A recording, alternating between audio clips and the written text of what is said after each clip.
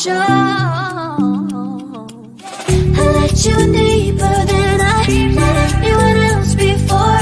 Lining up with the broken pieces, took them all and made them yours. Didn't know what my heartbeat needed. Skipping out, no, I can't keep score. When I lose my breath, boy, you got me breathing. Oh, every little thing you do, every time you hold me, take me higher. Every little thing you do, every time you hold me, take me higher, higher. Ooh, you take me higher. Ooh, you take me higher, baby. You take me higher. Ooh, you take me higher, baby. You take me higher. Ooh, you take me higher, baby. You take me higher. Yeah, you take me higher, baby.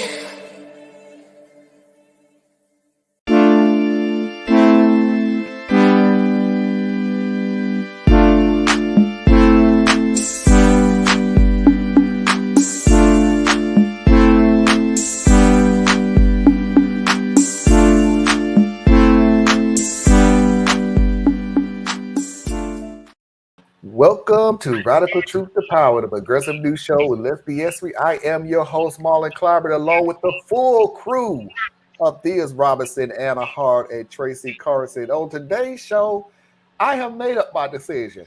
I'm tired of getting pissed off. I ain't going into my birthday week being pissed off at what these people did to us all those years. So we're going to have a little more relaxing day, which is rather funny considering that's what I use Saturday Night Vibe for was a relaxing day. But hey, we're going on our third season. Minds can change. So today I'm going to push the button because this is something that I'm probably going to go into next week too. And I have to explain it because I think people was getting confused at the title. And the title is Top 5 Most Out of Touch Comments. And what I mean by comments, I mean statements that we grew up on, or people who are out of touch with reality about how life really is because they live in this warped reality because they lived in that reality and they figure everybody lives in that reality. So those are the most out of touch comments I was talking about. Also, the returning of Real or Nah, in which, again, me and Foxy disagree on. But the disagreement is with a twist. So pay attention to that. It's not as black and white as everybody thinks of it. And of course, Foxy's videos of the week. But of course, before we even get started, Brother Theus Robinson, fresh off an anniversary, how are you today? I'm all right. How y'all doing? That's the shortest thing I ever got. Good. Great and wonderful. Anna? I'm all right. Hey, glad all four of y'all on tonight. Yeah. So, Tracy. I'm doing fantastically well. The sun is shining and it's 36 degrees. And my blood sugar is good. Thank you, Tracy, for putting some words in there. Thank you. Appreciate it. So without any further ado, let's get this party started.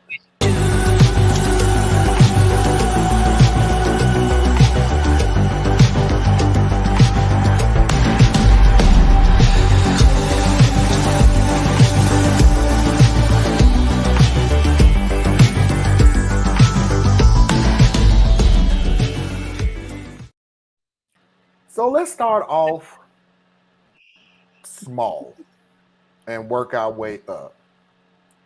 Buying a house. And by the way, I'm going to tell y'all right now, do not look at the video. It is very distracting. I apologize for it. It doesn't add anything into this whatsoever, but I couldn't find a way of removing the video from the audio. So don't look at the video in the background. Just Pretend it doesn't exist. And the only reason I'm saying that is because I don't want nobody coming and talking about that video was very distracting. I know it is. So buying a house. Story 4. Why are you still living at home at 23? Just buy a house. Coming from someone whose parents bought her a house. Have a friend whose wealthy parents paid for his schooling, his rent, his startup, his car, and his down payment. He asked when we were finally going to buy a house because renting is such a waste of money. Oh, these are all short too. Oh, was that the whole video? I thought you were just Yeah. cutting it short. No, that's the whole video. Well, the first of it. That's the first. Well, I sub. mean, that's out of touch, but it's out of touch for a reason. I mean, okay, you said you wanted to be more lighthearted, and I'm going to concede. No. I know the subjects are not going to be more lighthearted. It's just not going to be something that's going to have us going to bed going, you know. Well, I'm just saying that, everybody doesn't live in the same reality. So if you came from a family that was able to take care of all of your wants and your needs and get you a firm start into your adulthood, isn't that what we would all want for our children, technically? So that's how he grew up, and his perception is skewed accordingly. Somebody would have had to expose him, or he would have had to have the natural curiosity, which isn't assigned to everybody, to be able to really see past his obvious, right? To him, this is what you should do. This is what should happen. And the fact that it didn't happen for you, oh, that's news to me. What did your family do wrong? So that's Yeah, and that kind of what the part that kind of throws me is that I got one that's later on. I may actually go ahead and play it next. Is I, of course, living in a different time, hate the idea that, well, my parents actually paid for this because they wanted me to have a better life. So then that kind of rose to, so why do your parents not want you to have a better life? And it's like, well, that's not what that means, man. That's not what this means. That's not what it means to you. But to someone who doesn't have any educational background in this particular area, it's a blind spot. This is why we have a lot of problems with conservatives. They don't have a perception of anyone who's lived different than they have. So if you've lived different from them and it wasn't to the betterment, then something was wrong with your family, right? They struggle with seeing a larger context. They just do. Nobody taught them. So I feel you. Like, I wouldn't have to sit here and be like, look, man, the blah, blah, blah, the blah, blah, blah, da, da, da. You ain't gonna hear nothing I'm saying, no way. But, but the reality is, some folks just ain't there, bro. Anna, you got I think anything? this said before really perfectly that a lot of people have moralized wealth or poverty more so.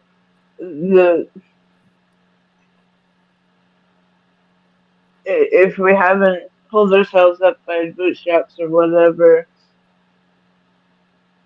we just ain't working hard enough. I grew up with that sentiment all around me. So 80s and 90s in a diverse Long Island community, but it was a middle class. It was right next to where all the kids have pools, kind of thing. I did not. I recognize I had a very privileged. Sorry, it's been a day. I had a very privileged childhood. It was when I was hit with a chronic illness at 18 and couldn't go out and work, do that American dream. And, it's when you see both sides, because my parents took me around and we saw people from all over. I love the Toys for Tots drives that we had. We had some pretty spectacular events in New York City, and I guess another privilege. I was able to get to that. And I got to know all kinds of people, and it's just.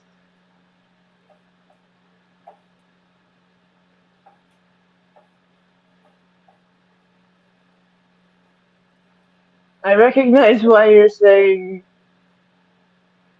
let's go a little less Deep. yeah, the Black American history of the 60s through now. But that I'm still gonna ask questions. Theus is still gonna put something in there. Tracy's gonna add. Oh, I know. Yeah. Sorry, I Well, babbled. Theus won't be adding as much as he usually does because I believe that I, one, talk too long, too much, and two, people aren't really hearing what's being said. I granted, now you guys do listen, and I appreciate that, but it's just exhausting. It's exhausting. Like, I think the most tiring thing for me, and no offense to you, bro, the most tiring thing for me is when I hear other Black people say that our history is depressing or it's tiring. That hurts me because I enjoy looking at these things. I guess because I look at it from a slightly different point of view. But that is the predominant feeling because it is a lot of pain, in our story. But it's not our fault. You know what I'm saying? So it's like I refuse to take that on me. I want the folks who inflict the pain to be tired of it, not us. But I feel you. I get it all the way around. But I don't know. I've been doing a lot of soul searching, and yeah, I don't know. I don't know where I fit with certain things anymore. So I'm just trying to be a little less rambunctious on certain topics. I guess, and I'm not saying that you said it, I said this. I know that's a long tongue twister. When it comes to Black history, I know what we're going to get into. And I knew exactly what we was going to get into because I sat there and said, I am not going to do the cookie cutter Black history that we learned throughout the school system that was whitewashed for not knowledge base, well, not only for knowledge base, but for Disney's sake to not rile up the minorities in this school, in my classroom, or whatever. I'm not going to do that because it is history. We need to know this stuff. And I do mean we need to know it. If people don't want to hear it, cool. Glad you watched the video. You can go live your little happy life and knock yourself out. Because if you're not even paying attention to this, I'm pretty sure there's a lot of other stuff you're not paying attention to. And the point of holding the conversation with you is null and void anyway, because I have better things to do. But on this show, with this panel, you're going to get the truth You're gonna get the uprising. You're gonna get the noise. You ain't got to watch.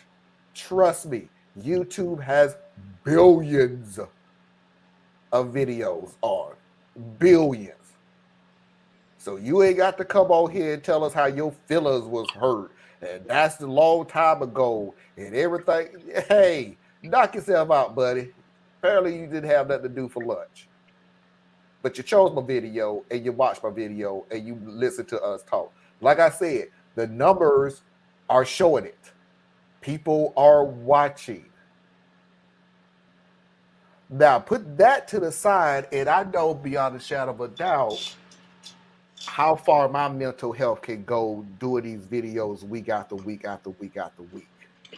And when I get to the point where after videos, I'm sleeping later and later because I am so pissed off and so angry and so frustrated, not only because of what happened to our people, but for the same sake of listening to the same long time ago. Wasn't that big of a deal? Fake news, anecdotal evidence that it even ever happened.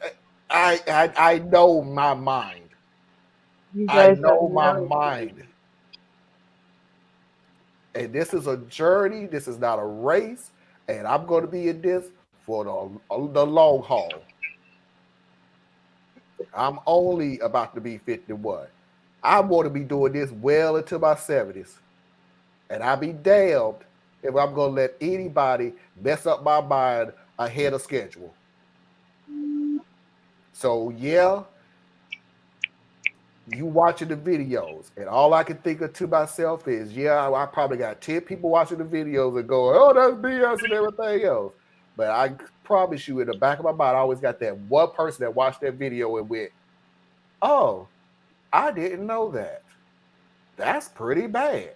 Let me learn more. And I'm after that one person. So that's my reasoning, my excuse, whatever. These videos that I'm showing today is sort of like not that far off the situation. And Anna, you hit it right on the nail. Pull yourself up by the bootstraps. You didn't work hard enough. Been hearing that. We've been hearing that pretty much since we was freed. You're in the position that you in, even though we don't put so many obstacles in your way that you can't overcome. And if you're in the position that you're in because you didn't work hard enough, pull yourself up by the bootstraps, yada, yada, yada. We're still hearing it. See, there's that one guy who did it. Yeah, that one guy that did it. So that one guy. You can do it. Yeah. And that one guy that did it is actually trying to tell his people, if I can do it, you can do it. Because he's part of the system. Exactly. So for those who didn't see it, is actually going to cross over. Some of these videos is actually going to cross over. I didn't think about it until now, until Anna said, pull yourself up by the bootstrap. Yeah. Some of these videos I'm sure maybe have a crossover to what we've been talking about for the last month. In disability, there are certain frameworks that keep us poor and dependent upon the health care that we get and in my case, $900 a month average. And it just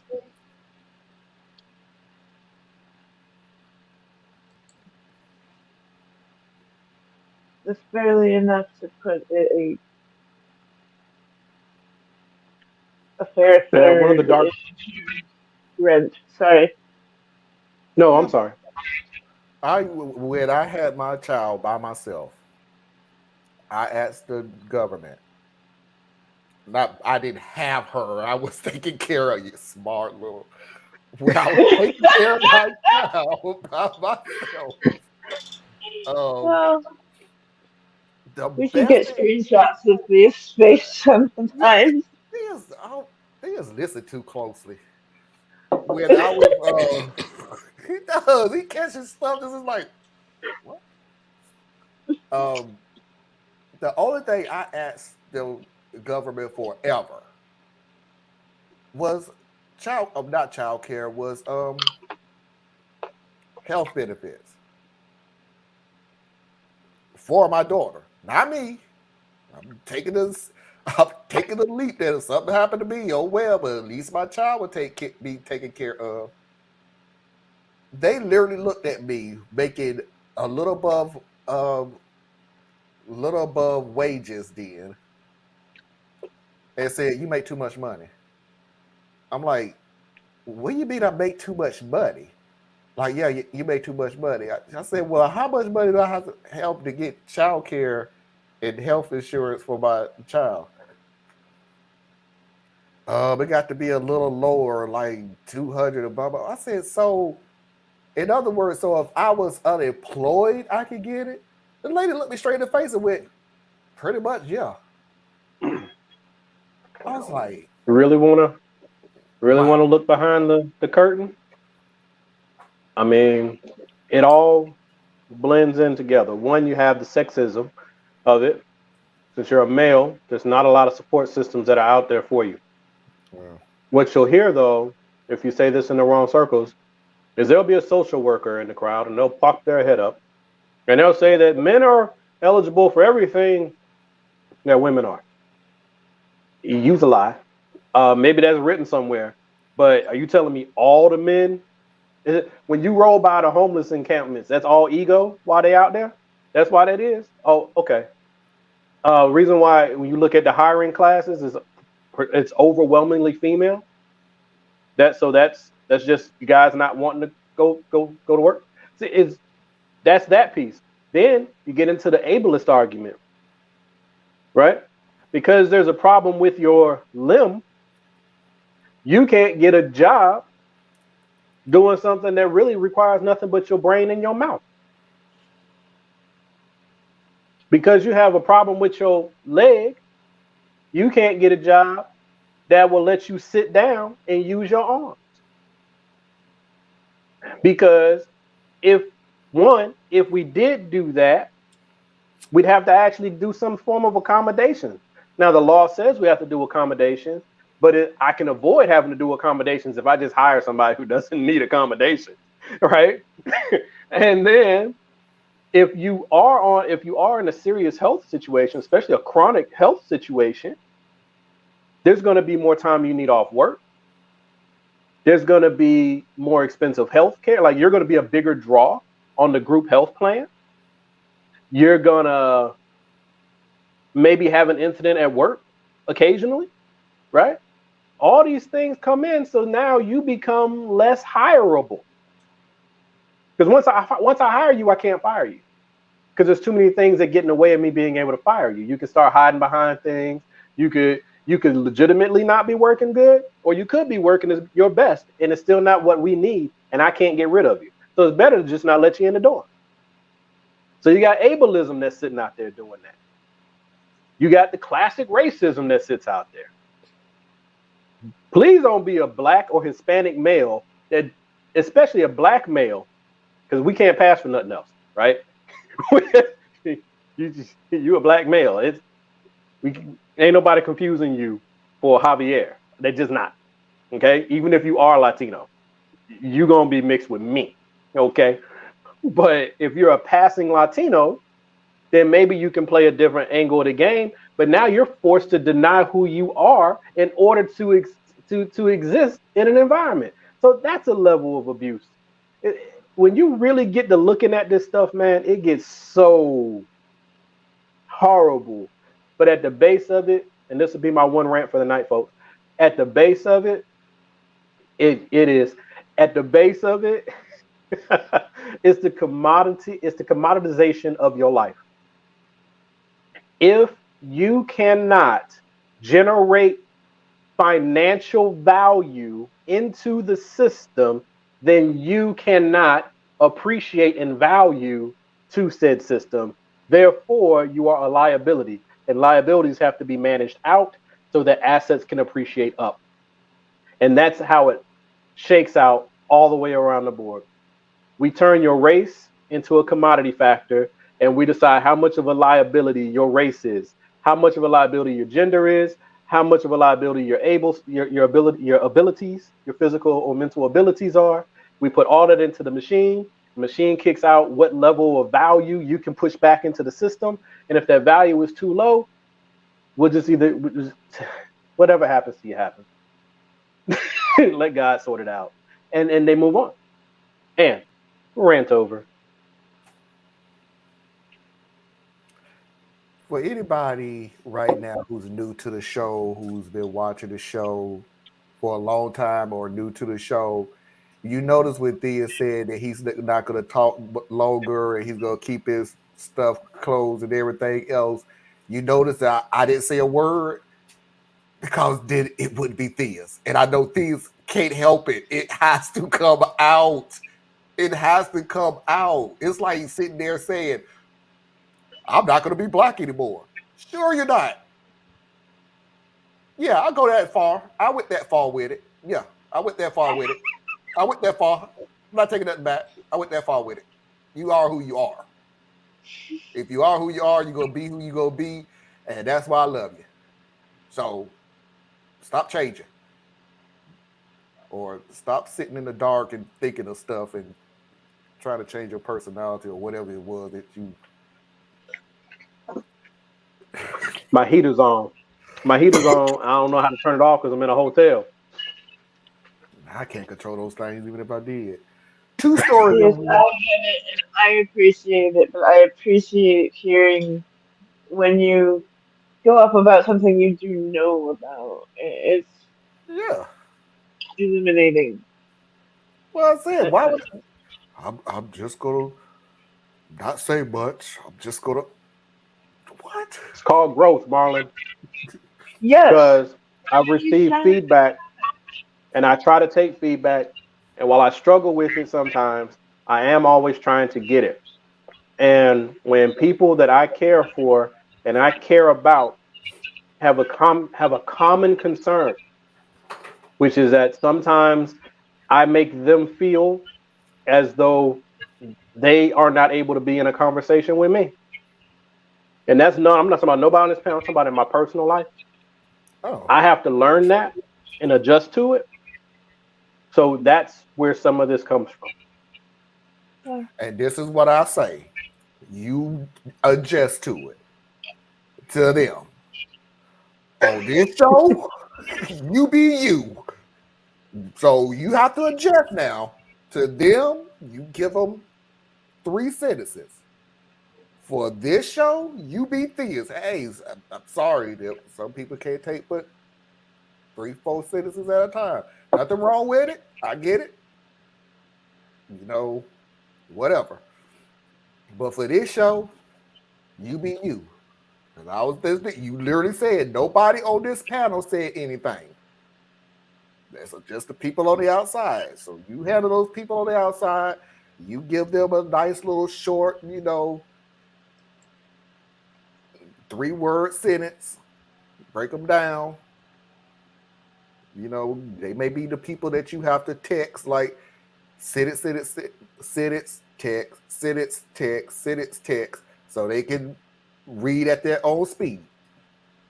But for this show, I don't want any changes. I just don't.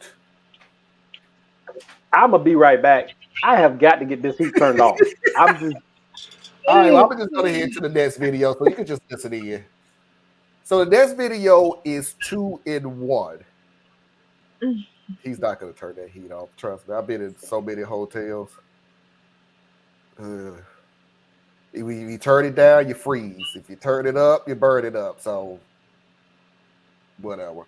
This is 2 stories in 1. So kind of try to pay attention because it's it flip-flops. But the stories is the same. The guy just rambles so much. And again, this is what I warn you, don't look at the video, just listen. My dad just died about a month ago. My company gave me 4 days unpaid off. I was really close to my father, so this was hard for me to deal with. My paycheck was enough to pay bills, but I had to buy my groceries on credit card to get by.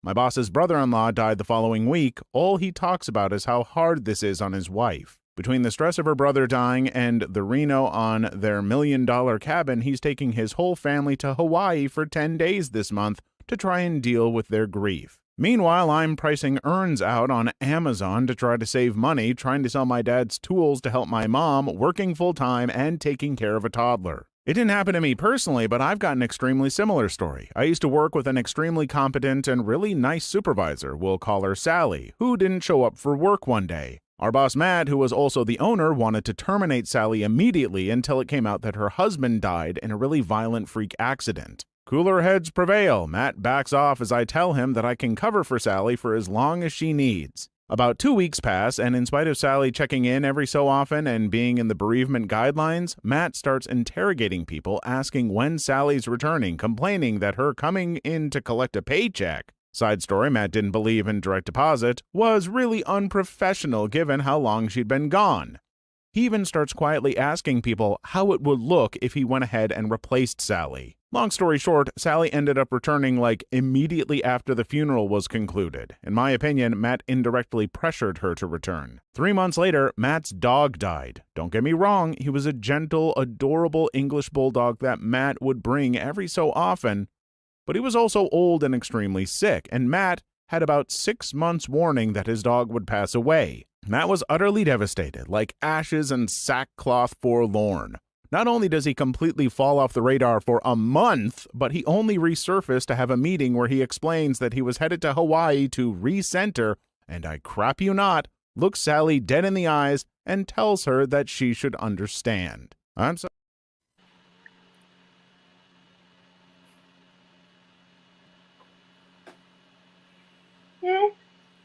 Tracy? This is the first time I talked. Yep. I didn't say anything last segment, and I really wanted to jump in there, but I'll let that segment go. Is this idiot out of his dang on ever-loving mind?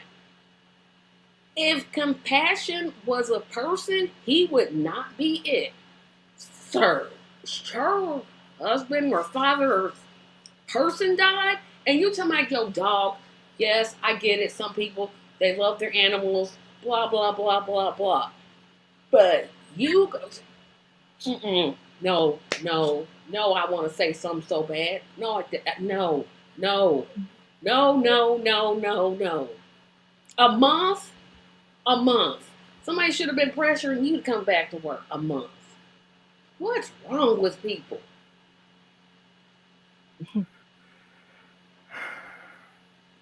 So here's my deal. This is my definition of out of touch.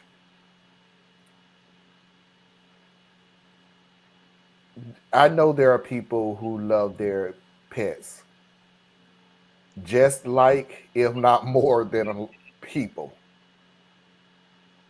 Been growing up with people a long time, I can understand.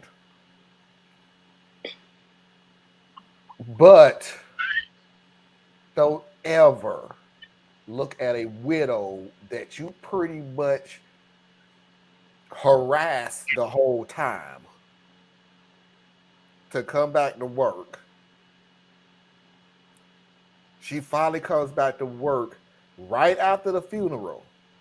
Your dog died, and your statement is, I get to fly to Hawaii to center myself. Widow, you should understand. And keep working. Because my question to you was, when did she get to take time to center without being harassed by you, without the fear of losing her job? Since you know you was asking around the office, would it look bad? You knew it was going to look bad. You wouldn't have asked. People who really out of it would not have asked. But then again, maybe I'm thinking more nicely than I should be. You probably was asking more on the favor of, would this look illegal? Would this get me in trouble? More than, would it look bad if I did it?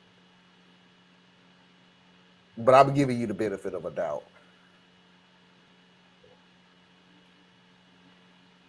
He's the kind of person you hope something bad happens to him. You be like, okay, let's just wait.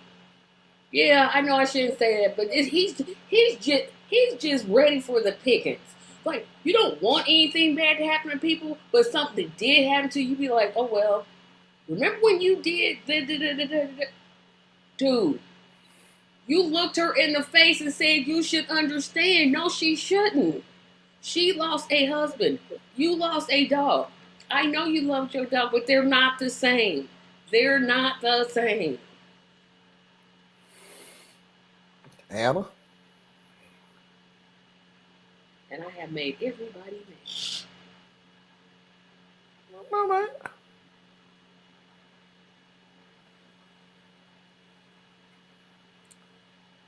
You touch everybody differently, and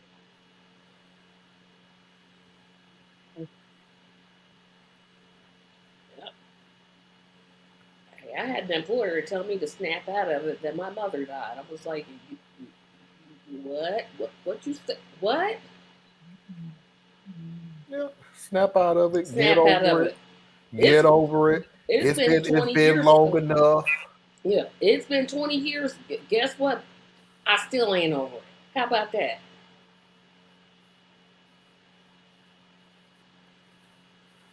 I told you what my mom said about the code. It comes into this too. Especially the ones who try to my such and such died and it didn't take me long to get over it. It's the equivalent of, wow, it's really cold out here. It ain't cold. This ain't cold. This ain't really cold. You know what? You not feeling cold doesn't make me warmer. So you getting over the death of somebody ain't gonna all of a sudden make me get over the death of who I'm with. That ain't how this works. You may have a different experience than I have. You may not even really care about the person that died. How I know? People say some of the dumbest things. Like, shut up. If you can't say nothing, just don't say anything. Just keep your mouth shut and keep those stupid thoughts in your head. Don't say them. You got anything, Theus? You're muted. mute. Boop. Hold on. I mean, gotta do something real quick. Okay. First of all, dude was an asshole. He has no emotional IQ. Okay. But he's that type of person. And so he's one of those people that if it's not him, he can't relate to it. And then when it is him, he expects everybody to be able to relate to it. So that's the type of person you're dealing with. And then he's a leader, he's an owner, boss, whatever he is. He's at whatever level where he can dictate his schedule. So he gets certain perks with his position. Now, I'm not going to tell him not to use his perks. Use your perks. You're in that role. But the problem is how you then turn around and look at other people and judge them who don't even have your perks, right? And then about the dog thing, okay, I love dogs. I love my dog like he was my own kid. But it wasn't my kid, it was my dog. Okay, so there is a distinction. But it's above just a pet, right? So, I can see how devastating it can be. Whether it was you knew it was coming or if it happened suddenly, that's still a personality. Because each pet has a personality. That personality is gone, right? So the problem here isn't that he was devastated by losing his dog. The problem here was that he was devastated by losing his dog, but it didn't click to him that the devastation this woman must be feeling for losing her husband must be even greater. And I need to relate to that and show her my empathy and appreciation whichever way I can, even if it's just verbal. And that's all I had. Are you writing this stuff down now? I had a 2-minute timer.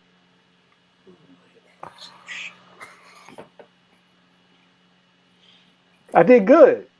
I did that at like 1:40.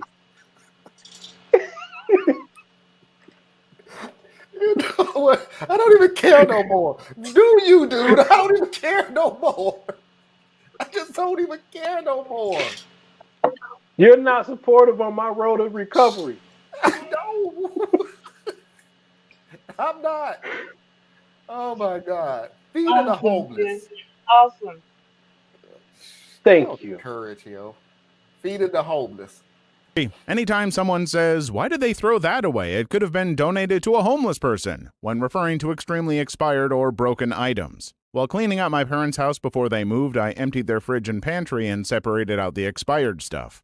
My dad went through and gathered most of the food into a donation box and then scooped in all the expired food as well. Some of this stuff was years expired and even opened. My partner and I kept trying to remove it, and eventually it came down to an argument where my dad insisted that the homeless would take whatever they could get. My dad had never had the experience of going hungry, while my partner had volunteered at food banks in the past. He was peeved that my dad was treating homeless people as less than human and insisting they should be grateful to eat his garbage. Once my parents had left, I donated the expired food to the garbage can. If my dad was so concerned about wasting it, he should have either used it or donated it years ago when it was still safe to eat. I'll let Diaz go first since he's putting himself on a 2-minute timer here. You know, I'm actually going to go off the beaten path here because I think this is just obvious. I mean, this is what Tone Deaf Sunday, I guess, is what we're going with. But the thing I'm going to go off the path with is like in the beginning of the segment, he said something to the effect of there are homeless people who would like to have this food. Or, you know, it's like you doing this, but that could have been used for that over there. And that to me is like the most insulting, low energy deflection that people just love to use, right? It's a way to kill a conversation or a discussion, right? It's going to be the homeless, it's going to be veterans, it's going to be children, and it's going to be the elderly, right? Name your subject, we'll pull one of them, dust them off of the shelf, and say, well, you could have taken care of them instead of doing that. And that just is so irksome to me, because what is your initiative to help that group before we had this conversation, right? What were you doing to help the veterans directly before we could even have a conversation about throwing away food or sending money? Oh no, sending money to another country like Ukraine or something. What were you doing to help this group you care so much about? And usually the answer is nothing. You might be talking about it, but you ain't did nothing. You ain't raised a dollar. You ain't knocked on a door. But at the moment that it's convenient for you, now is, well, you know, this could have gone to some homeless people. Well, you know what else could go to homeless people? A fresh loaf of bread. You know, the food, when you bought groceries, you could have bought two of a few of those things and given one of those away at the time that you bought it. You know, so it's just one of those things that just kind of gets my proverbial goat. This is no more than people who quite honestly don't give. You try to work on your talking. I'm trying to work on my cussing. So these are people who don't give a rat's butt about the down and trodden until it comes to a situation like this. They're cleaning out the refrigerator, they're cleaning out the closet, they're cleaning out it, and stuff like that. And even to this moment, I can still look them dead in the face and go, you know what? You still don't give a rat's butt about them. This is just your moment to feel good about yourself at the very least one time. At the worst case scenario, you're looking at for a tax write-off. Don't they call it like virtue signaling or something like that? I don't know if that's the right application of the term, but I think it is. But it's just one of those things where you haven't felt good about yourself in a long time. And the great moment of you cleaning out your first of all, dude, because okay, I don't know anybody like this. I mean, we throw leftovers away. I got it. If you got enough expired stuff in your refrigerator, in your pantry, that it can fill up a box, ew. Like, what are you doing? How is These that are even dry goods, bro. possible? Huh? Dry goods, you can get there fast and easy. No, he said they had expired. They had expired. I know, but you can get there easy. Like, you buy it, you thought you wanted it, didn't need it. Now it's in the back of the cabinet. You keep buying what you do want. Next thing you know, 10 years later. I'm sorry. I mean, I guess I married the right one because this woman ain't gonna let nothing. She gets a whiff of something that don't smell right. It is immediately going out. But dry goods won't give you that. And then if you also have a situation like, I think he was saying this is his elderly parent or something. So what we don't know is like what time frame did these parents grow up? Because if they grew up in the 1930s, 40s era, they were so deathly afraid of ever running out again that they would have not just what's in the house, they'd have stuff in the thing on garage, stuff in the shed. I mean, I'm not trying to make an excuse for that piece of it, but I am saying that's how that part can occur. You know, his blindness to those who have less is unfortunate, but I would also say the partner is rightfully indignant, but so you volunteered the soup kitchen sometimes. Does that make you better than your grandfather? No. Just means you're different. So give some grace. You know, I mean, I don't know. Whatever. I'm overthinking it because that's what I do. Sorry. But speaking of what Parker and Learning was doing, is the same thing, clothing. Care system is. When I used to help a charity, we'd get people donating literal rags, torn t-shirts, and ruined trousers for the homeless saying, it's good for somebody. No, it's not. These are worse than the clothes they are currently wearing. Why do some people think homeless people want junk? Don't they deserve something? So it's the same thing. It's And Parker and Learn Life said it. What's worse, donating expired food to a food bank or donating dirty clothes to Goodwill? they're both equal. It's both. Expired food is worse. The expired food will make you sick and go to the hospital. Dirty clothes, you can still, I mean, as a person that shops at the Goodwill, I wash everything before I wear it. So you can still, even though that's trifling, if you donate dirty clothes to the Goodwill, you could still ideally, wash them. I what that one did. But yeah, I was saying some places do have their wash and dry in the back, and they wash it. Me personally, even if I bought new clothes, I wash them before I put them I'm on. washing them like, nah. I'm sorry. I only wash good. I don't wash my brand new clothes most times. I wash my brand new I'll clothes. be honest. There's people who let me try this on. No, I don't like it. And put it back and they all funky. Yeah, I used to work at Macy's. Oh, that would be so. That men would wear that heavy cologne, and then it'd be on the clothes. Ooh.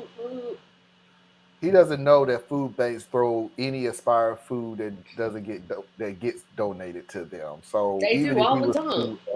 So even if he was to donate, they're gonna throw it away. But they're gonna throw it away. Yeah, this guy is a perfect example of his lips, and I'm paraphrasing what the Bible says, but his lips say he want to help, but his heart is far from helping. You don't give people expired food. You don't do that. That could make them sick. Literally sick. But you have to think, and I'm not taking up for him. I'm just thinking of a thought process. When you're hungry, you're hungry. It's better to have something than nothing at all. Marlon, why? That does not excuse you giving somebody your expired food. You'd be better off giving them animal food. You would almost be better off just giving them animal food. Yeah, there been some times when you was broke enough. There was a No, lot of animal people. food is way more expensive than people food. I'll take your word for it. Last video before the hour, just to go out on a. I don't know. I don't know if y'all gonna laugh at it or get pissed off because this is a weird day with people putting themselves on 2-minute timers, and so I don't know which way this video. Say my name, Marlon. Say my name. You should have sung it. 8. I attend a typical rich kid's high school. As one of the non-rich kids, at least to the standards of the environment I was in, my family was solidly middle class. The amount of asinine, delusional crap I heard on the daily made my skin crawl sometimes. When my ex-friend turned 16, her parents gave her one of their Beamers. The thing was maybe 5 years old. She nonstop complained at the fact her parents had the audacity to give her a used car instead of buying her the new Audi she wanted. One day she was on another diatribe about how much her parents sucked for giving her a hand-me-down car, and I snapped and told her that she should be grateful her parents had the mean to give her her own car in the first place, let alone a luxury vehicle. Her response? Well, it isn't my problem your parents don't work hard enough. I was a peasant who shared one of my parents' cars and took the bus. Sarcasm. Why are people so stupid? Why? Why are people so stupid? But here's the deal. Here's the deal. Literally, because you don't know any better. First of all, let's put it all. This is But she's probably been spoiled her whole life. Let me back off. And I even go back to that. She don't even think she's spoiled. And she probably feel like she ain't spoiled. And like she's entitled to it. Yeah, she's 16. You're used to this. Yeah, a Beamer. Somebody give me their 5-year-old Beamer. Beamer. Please give me your 5-year-old Beamer. I will take it. I will take care of the car. Meanwhile, you're not coming up on it. You're not coming up in her world. The 16-year-old girl is walking around looking at other 16-year-old girls whose parents promised them a brand new car of your choice, of their choice. And she feels less than because you couldn't buy her a brand new car. You gave her a used car, regardless of what it was. Because this is the life she grew up in. These people do not live in the same world.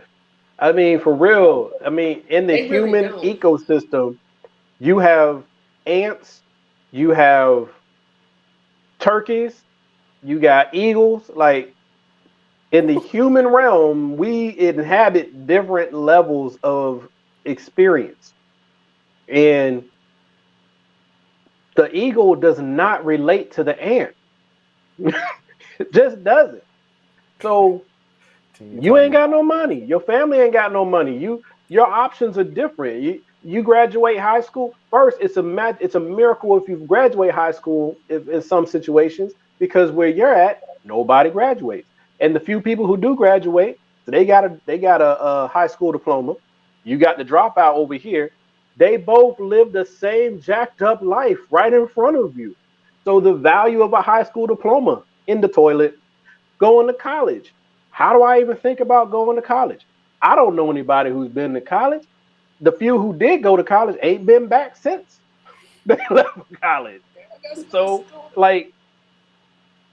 that's the reality many of us might be able to relate to, even if it's not our direct experience. We're not too far off of it, so we can probably relate to that. But you move out a few levels. 3rd generation family of doctors. 3rd generation family of business owners, right? That to be poor in their social circle is to not be able to get membership at the elite country club. You at the country club, you're not at that country club. All things become relative. Yeah. So some of us would afford a Y membership at $56 a month. We be happy. It's how you grow up. It's how you grow up, and it's what you're exposed to. You know, and I'm not saying that these people are wrong. They just, well, no, they are kind of wrong. I mean, but they're wrong because of their environment. In the greater scheme of things, they're wrong, but they're wrong by our perspective because we live on the outside world. And it's hard for them to understand it because, again, you know, I say put her in public transportation for 2 hours. She'll be so happy. She will run wait to a that minute, but car. that's the problem, Tracy. Why would you do that? Wait a minute, that's the problem, Teach her a Tracy. lesson. Who should make her do that? Her parents. Well, it's obviously her parents' fault. They the ones that spoiled her. It's their fault, really, if you think about it. But is it bad? Is she bad for this? Really? Like, take our own personal experience out of it, where no one really gave us anything like that. Now, me, okay, there are people who look at how I came up in my teenage years and think I had it so great, which I did. I had a good childhood. So when I was 17, my parents gave me my truck. I didn't pay no car note. I ain't pay no insurance. I just took my butt to work and brought my butt home. That was for me. That was something my parents were able to do for me. And compared to a lot of my peers, I was spoiled, right? This is a direct parallel to this young lady that instead of her getting a new, like, I work in an area where when I used to work for the bank, these folks got money, okay? So their kids would graduate and, well, they're not graduate, their kids would turn 16 and their gift would be a brand new current year Jeep Wrangler or Mercedes or BMW. Like, legit, that's what they do out here.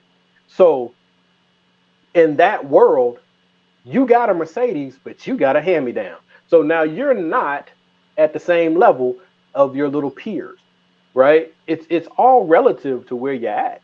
And I don't even think that it's not bad in and of itself.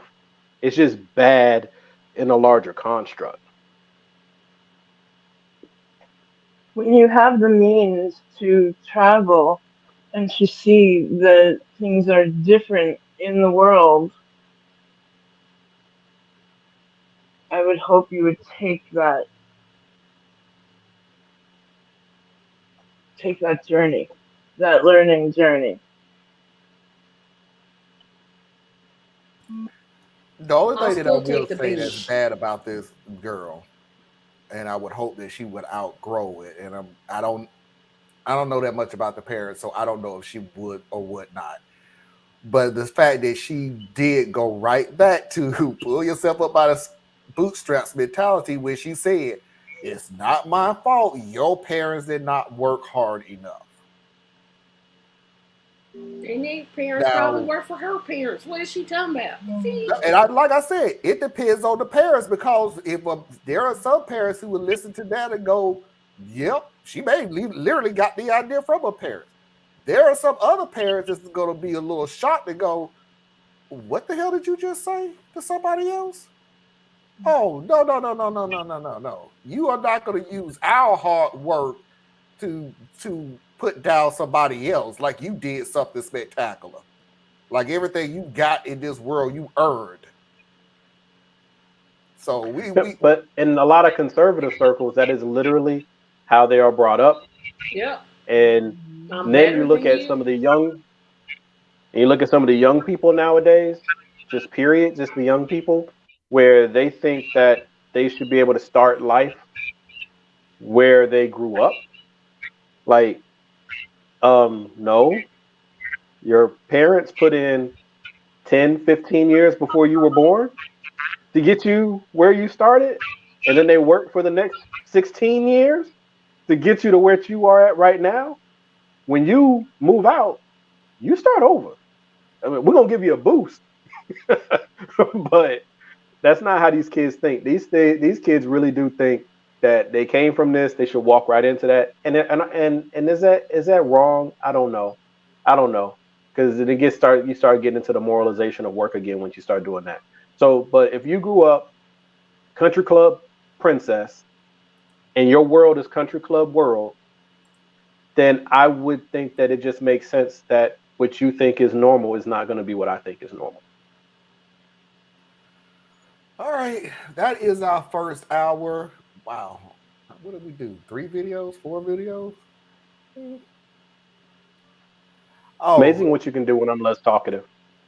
Theus, learn life. Tomás no está en cuenta, no comprendo, señor.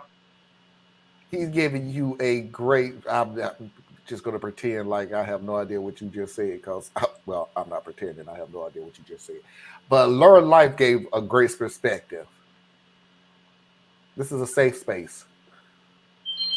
When you're here, you be you. You go out. This is me.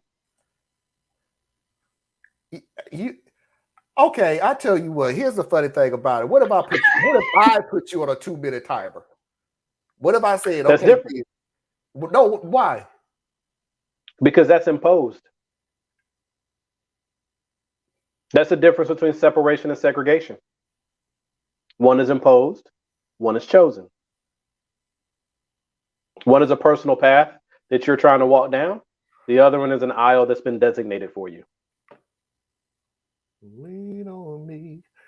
We're going to go ahead and close our first hour. So we're going to go on into our second hour with Real or Not, Am I the A-Hole? And of course, Foxy's videos of the week.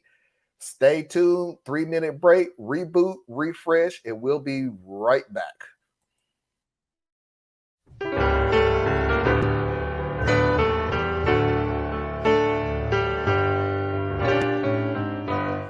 Lift every voice and sing till earth and heaven ring with the harmonies of liberty. Let our rejoicing rise high as the listening skies. Let it resound loud as the rolling sea. Sing a song full of the faith that the darkness has taught us. Sing a song full of the hope that the present has brought us.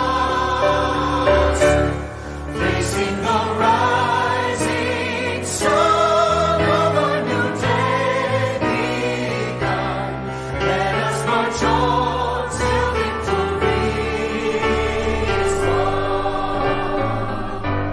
Stormy the road we trod, bitter the chase we run, felt in the days when hope unborn had died. Yet with a steady beat and unweary feet, come to the place for which our parents sighed. We have come over a way that with tears has been watered. We have come treading on path through the blood of the Scion.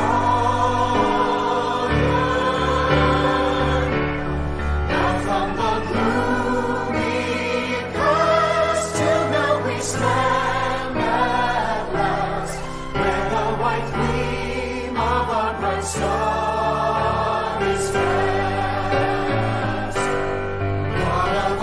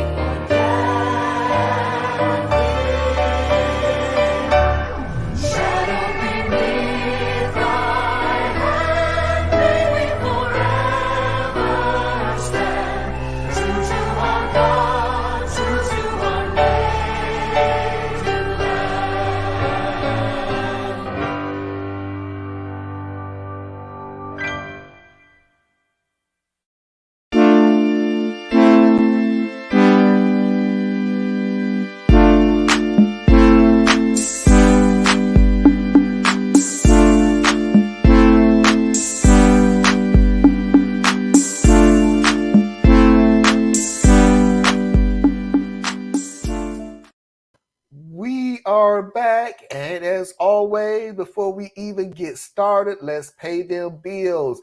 Please do not forget to go to patreon.com, a Better Tracy Media page. Help Tracy in all of her endeavors. Please do not forget to go to patreon.com/Complex Mind.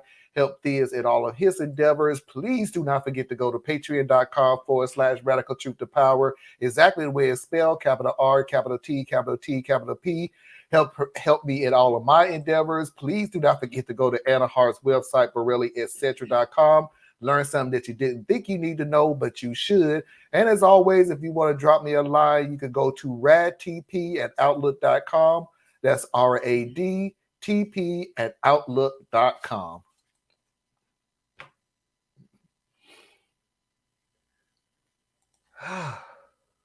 Not even gonna say anything because I'll mess it up.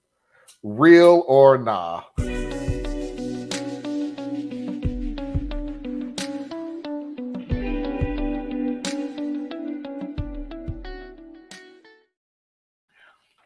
So this real or nah is actually one of the few things that me and Foxy disagreed on. But it's not the disagreement that you think. We will tell you at the end after everybody gives their answer. Manager. How do I tell a former employee that he can't visit us weekly? I'm a senior director for a group of highly skilled, experienced employees. Everyone is at a high level in this large organization, and they're primarily self-directed while I set organizational strategy and ensure everyone has resources. We had a very kind and beloved employee, Frank, retire in 2021. He was very isolated during COVID and had a hard time with the transition to retirement. He feels comfortable resuming activities now, and one of those activities is stopping by our office once a week to chat. We're a very relaxed office, so most days there's only a small handful of people here. But Frank will sit down and chat with whoever's there for 30 to 40 minutes and then move on to the next person. We aren't a public-facing office, so it's unusual to have someone visit to hang out. But even though everyone's busy, it's not completely unheard of that someone would have a 30-minute chat catching up with an old colleague or client. And everyone can manage their own time, so a break for a midday chat is welcome on occasion. However, this has been going on for months, and I'm hearing people make offhand comments about Frank's visits. I told everyone that they should feel okay saying, "It's a busy day, no time to talk." But everyone genuinely does care about Frank, and it seems like these visits are a lifeline for him. I tried inviting him to an after-hours happy hour to set the tone that he's welcome to socialize with us, but at a less disruptive time, but the visits haven't stopped. I was going to directly talk to him about the need to stop or drastically cut down on visiting, but when I mentioned it to the other two directors, they thought that was really harsh, and I'm having trouble coming up with the right words to use with Frank, since the usual things a manager would say don't work with a team that's self-directed. Should I just ignore this perceived problem and leave it up to everyone if they want to chat? And then, several months later, OP posted an update. I want to give a very big thank you to the commenters who suggested volunteer work. I don't know why that hadn't occurred to me, since my aunt founded and ran a nonprofit near and dear to me. The next week when Frank came in, I saw two people run in the other direction, and I decided to address it. I invited Frank to lunch, and unprompted, he shared that he was really at loose ends and didn't know how to spend his time. I brought up volunteering, and he said that he didn't know how to find a place to volunteer. How do you even apply, and who would you want to help? I said, everyone. Everyone wants people who have unlimited daytime availability. I gave him my aunt's number then and there and sent her a text to expect his call. He called the next day, and by the following week, he was a full-time fixture there. At Thanksgiving, I asked my aunt how Frank was doing, and she gushed about his hard work pitching in wherever. His positivity, the ideas he was bringing to the table, she loved Frank. New Year's rolls around, and we have another family get-together, and who walks in but Frank? He and my aunt are in a relationship. Aw, that's so sweet. They're looking at moving in together. They're both kinda on marriage, but we'll see. The office has been getting a break from Frank, but now I might be getting much more of him. I don't know if this website has been responsible for a love match before, but I'm crediting this one to you and the commenters for this kismet.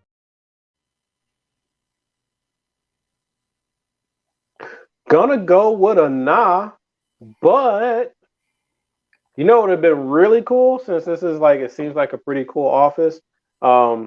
It's kind of like mine in a way, even though mine gets on my nerves right now. But that's another thing. The flexibility and the freedom thing. But if it's a small business construct with that level of flexibility, you all like Frank, but you can't have him just dawdling around. You don't want to create a new security policy, because then that would be obvious why you did it. Why wouldn't you start a volunteer or social focus lane for your company? So now your company can funnel some of this excess funds into the charity arm, get a tax deduction, get positive press, got somebody you already know and trust in the role. There you go. But I also like the angle they went as well. I like creating opportunities, so that was pretty cool, even if it was made up. Okay. So I had the same thought. Why wasn't it created? But like I was with them all up until and then they got in a relationship, and yeah, no. So real or not, Anna? Nah. Tracy, and you're on mute before you say something.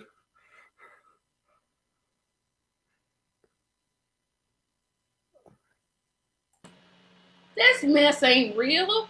There's no way this is real. First of all, if Frank had kept coming around the office, somebody would have told him, hey, Frank, find a hobby. Second of all, the volunteer thing, okay, that could have been real, but I'm with Anna. They lost me as soon as he and my honor in a relationship and they're on the marriage, but we'll see. No. Okay.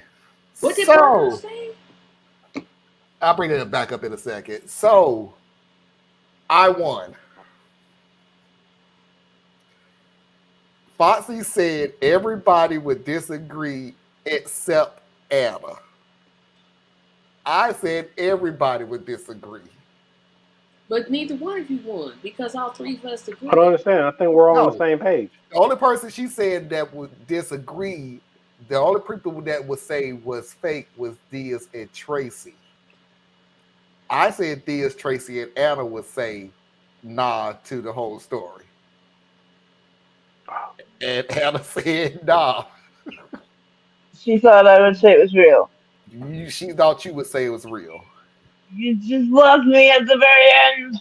It was, if they hadn't put that in part, I might have believed it, but then no, I wouldn't have, because they would have told him, hey, look, Frank, you need to get a hobby. You can't be coming around here every single day like this. Stop it. Or every week or whenever it was he was dropping by. For me, it was the end. For me, it was the end. The ending was just gravy on the mashed potatoes. This was just like, come on. That one was throwing Foxy at her because you was like, you was really getting into it. It was so sweet. And then at the very minute you went, nah, this ain't real. What? But wait, there's more. No, there couldn't be more. That was so weird. They could be having a baby. He is happy now doing his new volunteer work, but he had to add, and now they're in a relationship with my aunt, LOL. What if the first part is real and the second part is fake? No. Because for me, I'm like, I that's the way I plan to do business. So, like, for those of you who aren't familiar with my Patreon setup, it doesn't have to be where I give anything to anybody. But the reason I have it set up the way I do is because I believe business should have a purpose, and that I believe that whatever you're doing, you should try to help somebody. So in that scenario, I would like to think that especially if my business is in the position to do so, I absolutely would have found something that interests Frank or something that I'm interested in and put Frank over it if he wants to do it on a pro tem purpose, right? He doesn't have to be there every day.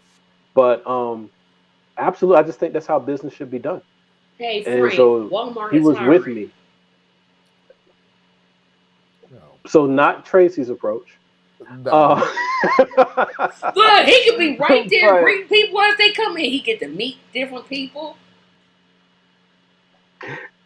so and the I don't employees believe agree with in me. They was running from him. I mean, the whole story is fake, but they was running from him. yeah yeah Well, I get that point yeah though, because you kind of you got to realize if this was a hole, which is few and far between, honestly. I mean, there are some people who just, I'm so glad that you retiring and I'm never have to see you again, and they know they a-holes and they don't want to see you either. So this ain't gonna happen. Or the majority of the time is people who is just, man, we ain't close personal friends. We ain't best buddies, but we don't want nothing to happen to you. I'm cool with you. If I see you, I say hey and everything. Those are the ones who, if they keep coming in all the time, it's kind of like, dude, we not that freaking cool. So but I what if got you work to are? do. But that's my That's third one. The third Yeah, one that's is the the hard guy one. who's just like Frank, the most popular, the most kind, the most sweet, the most sincere, the one who worked his butt off the time that he been there to the time he retired, the one who helped train some of these people, talk to them after hours. They had issues. He was the first to volunteer to help them get better at their job. And now he's coming. It's kind of hard to sit there and go, dude, I'm working. It's kind of like you can't do that to the guy who got you. And I don't even know, just to make a position. If you're junior staff now, when you started off as an intern and now you junior staff, and it's like, yeah, this is the dude that got me here. It's kind of hard to go, okay, dude, I'm too busy to talk to you now. But if I Frank can't is deal with you right interfering now. with your work, you have to tell him he's yeah interfering with your now work. You can't lie to the yeah man. If That's easier worse. said, I get it. That's I worse get sitting there. Oh yeah, Frank, let's talk for an hour. No, I have see. They paid me to do a job. See, that's what they paid me for. Yes, I did, and I still don't think that's a bad idea. He get to meet different people. He get a discount on the food. I mean, I'm just saying. man. Tracy can be ruthless, y'all. for real. Tracy can be straight up Had you, ruthless, boy. Tracy just have you working any dog type of way. Just leave her alone. That's pretty I'm much her saying whole he mentality on likes to everything. Just talk leave to me people. alone. He likes to talk to people. So everybody comes in Walmart. He can be like, "Hey, how you doing? Welcome to Walmart." Boom. I'm doing him a favor. No, Yep. ma'am. And what's No. but things what's so scary? She really feels that. She really feels she's doing them a favor by putting them in Walmart. He didn't have to work there full time. He could work there part time. I know many retired senior citizens. They get good, decent Social Security, and they still work at Walmart. Why? Because they enjoy interacting with people. Obviously, No, they Frank need some extra enjoys. money.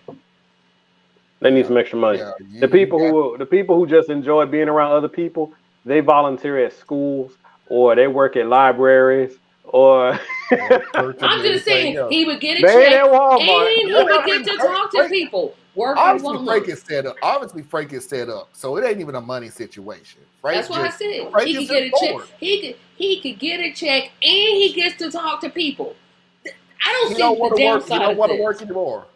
He don't want to work anymore, Tracy. He doesn't So want to work so anymore. here's the thing for me. Here's the thing for me, and this ain't about. I just find it. This is in. Thank you, Tracy. But Hey, Tracy it's putting people in Walmarts, man. so the first part I would say is I would never send anybody to Walmart because I don't like how they treat their employees. So Okay, that's why I minus won't that even shop part. there. I won't even shop there. I can't separate it. Like that's part of my issue. Um, I I can't separate certain things, and becomes problematic for people, and I don't know how to address that. It's literally how my brain is wired. But that's a whole nother thing. I'll take care of that in counseling or therapy, right? But I think that there's no morality to work other than the morality you bring to it. That's the one. And then two, I just think that any work that you set up for someone else to do, right? Because you start a role or a job, you create a role or a job to serve a purpose. But in creating that role or job, it should not be soul deadening, right? Like there's a hole for every peg, right? So I would love for more companies to have the mentality of hiring the right fit for the role. And when you have a role that you know is by design just not going to be overall pleasant, making easy pathways out of it. Because so he's that no one has to interfering. stay in it That's for my too long. point. He's interfering with work. You cannot keep not telling him. You have to tell him. But hey, friend. that's a weakness of management. Yes. Because management should have had a conversation with Frank. Yeah, they should be right? like, hey, Frank, you can volunteer or take my suggestion and work at Walmart. One or the other. Okay, so Tracy would not be in any role that would have her talk to Frank. But ever. I would say, like I said volunteer or work at Walmart. No. Those are two solid choices. He could be an artist. He could volunteer to schools. So here's the he deal. could drive cars and fix them. He could do a lot of stuff. So he here's can't the keep deal. coming into that office every We're going to week. hold a conversation with Frank when Tracy is at lunch, because we are not going to let Tracy tells the truth, and I'm not going to sit there and sugarcoat it. And that's why we're going to have it with Tracy goes to lunch. Sometimes the truth needs some sugar on it. Maybe how I was raised, but I didn't get sugar-coated truth.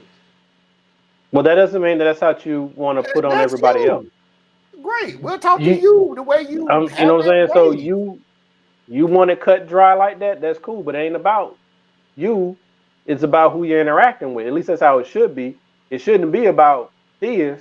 It's about Theus's interaction with Tracy or with Anna, right? So Anna might need a little sugar on the truth. Like, and some people call it sugar. I call it like decency and empathy, right? Just right. I didn't say don't be empathy, but I'm saying don't lie to the man. What you just said was cutthroat. You got this man going from retirement to, of all places, Walmart, Target, Walmart, Macy's. I ain't sending nobody to Walmart.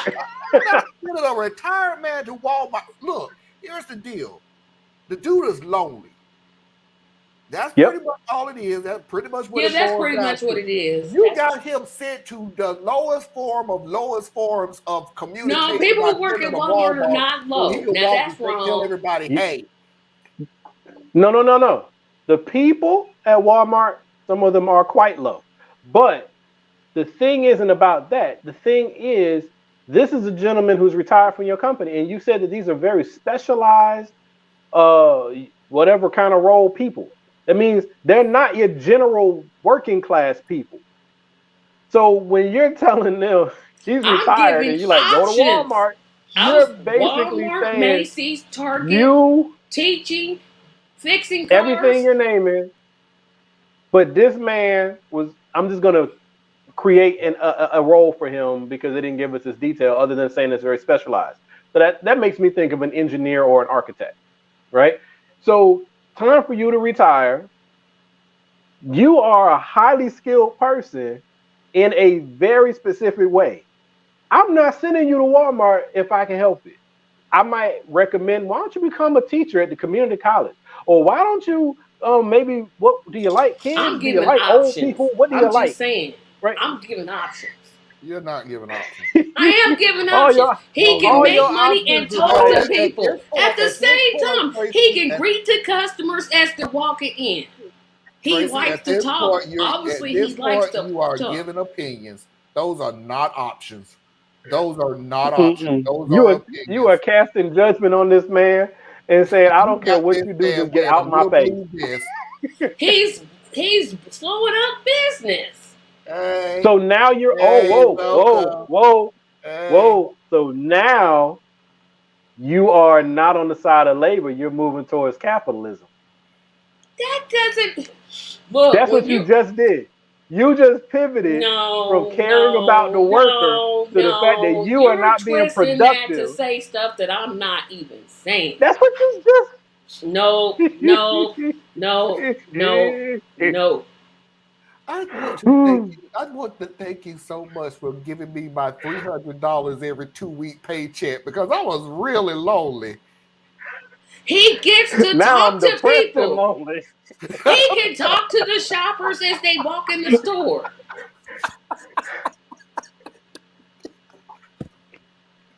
Be up there talking if you want to. Walmart to come up to you and be like, Bill, I'm noticing that you're having a lot of conversations at the door. That's slowing people down from getting into the store. They would never So, say that. Because so I've Bill, I'm seen gonna need Walmart you. associates hold long 30-minute conversations. I'm like, y'all still talking? I be in the store to shop for everything and they still Bill, talk. we That's not focus true. on being high Tracy, efficiency.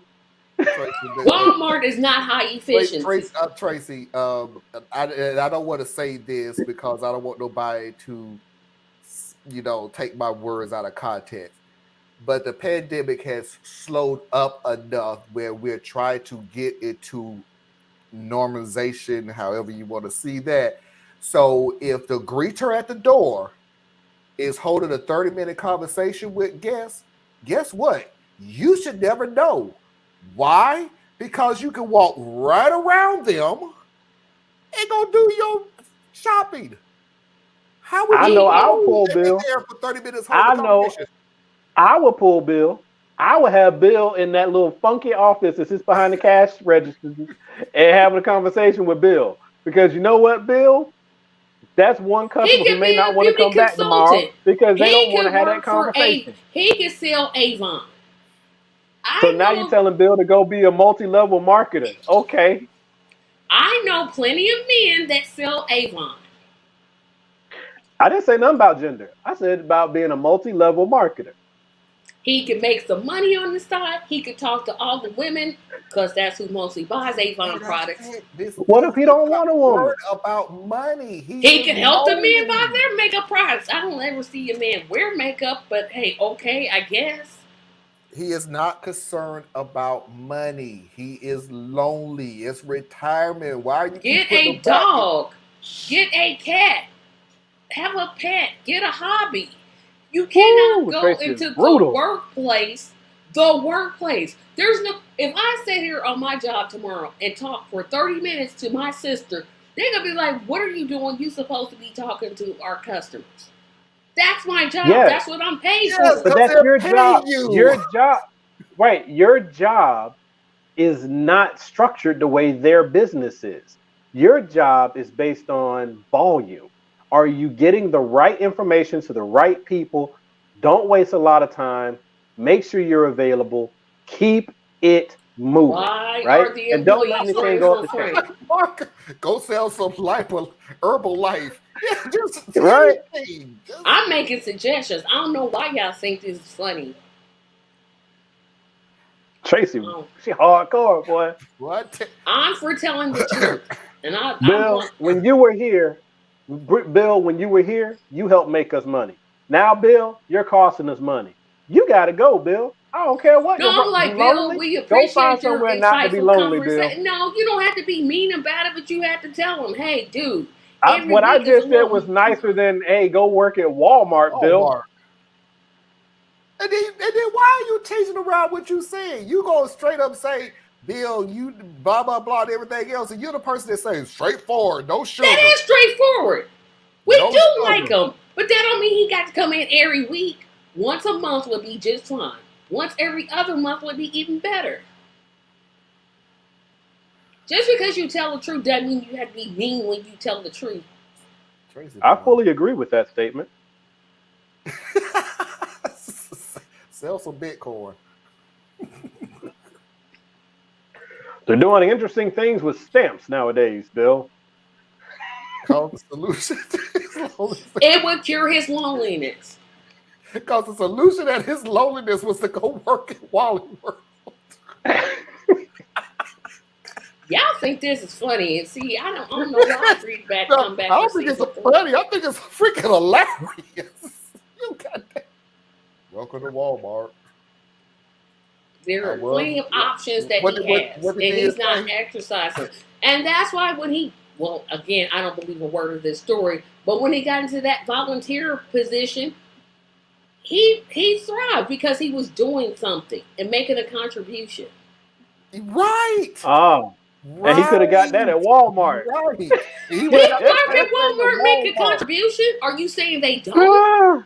Yes, I'm saying that they don't. Actually, yes, I am. I am I'm literally saying. saying that they don't. Yeah, I'm Now literally people saying who that. work at Walmart, Yeah, Fizz shut up and with that. Marlon are insulting y'all. Yep. Sorry. Go ahead. We can have the conversation. Because the thing is, the people who work at Walmart, see, I used to work for your main competitor. I know about the games that's played with your hours, that's played with your work situation, that's played with your benefits, that's played with your upward mobility. I know about all of it. So I would love to have the conversation because we're probably on the exact same side as far as what's wrong with working with these big box retailers who suck all the profits to the top, and keep you barely making it at the bottom. I ain't sending nobody into that machine. You're in that machine. Hey, great. I hope the best for you, and I hope Because you're they trying to find need something a better. living. They want to. People who work at Walmart Just- definitely make a contribution. People who work at Walmart need to use that as a stepping stone for a better job. You need to learn. Oh well, people who work at McDonald's use that as a stepping customer stone. I never service, said it. So now we customer playing service, rhetorical fetch. finance, Now whatever. Do not let. we playing do not rhetorical make fetch. Walmart Tracy has a successfully moved the goalpost. But congratulations, I got what you just did. It didn't work on me, but I got what you just did. That wasn't an argument. You just told this man who is retired from 20-something years I in made his a professional role suggestion. to go be a greeter at Walmart. I made a suggestion. career. Please stop quipping this hypothetical man out to Walmart of all places. Okay. Hey, get him a safety vest. He can go work for Amazon. Give him a safety vest. He can run for office. Now he will be able to volunteer his efforts to save I think y'all get joy out of making fun of me. I think that's what it is. Y'all get all your kicks from laughing at me. No, That's we're what picking it at is. him, not you. No, I'm picking at Tracy. Yeah. I was I'm picking at literally him. going out of my way to pick on Tracy on this one. No, absolutely. I don't want you to be confused that I'm not picking on you. I'm wholeheartedly beyond a shadow of a doubt. And when picking I on you. return the favor, don't you say not one word. Don't you say not one word. I already ruined your childhood. I can do it again. That's all right. All I say is, Tracy, Look, when I you got- finish working and you're trying to find something to do with your time, I will be the first one to still not tell you to go work at Walmart. And I may still do it. You might, out of spite. Tracy, all I can say is I literally have until Wednesday morning because of And what's that going will to be happen. your last safety man. That will be I will be so happy. I will be so happy that I will never have to hear about this ever again. Ever. Unless he runs again. Oh gosh. I didn't think about that. Am I? Hey, I the saw a-hole? a couple things with Marcel on it. Doing good. Keep going, Marcel. Do your thing. Okay, he learned. He's learning. Cool. Am I the a-hole?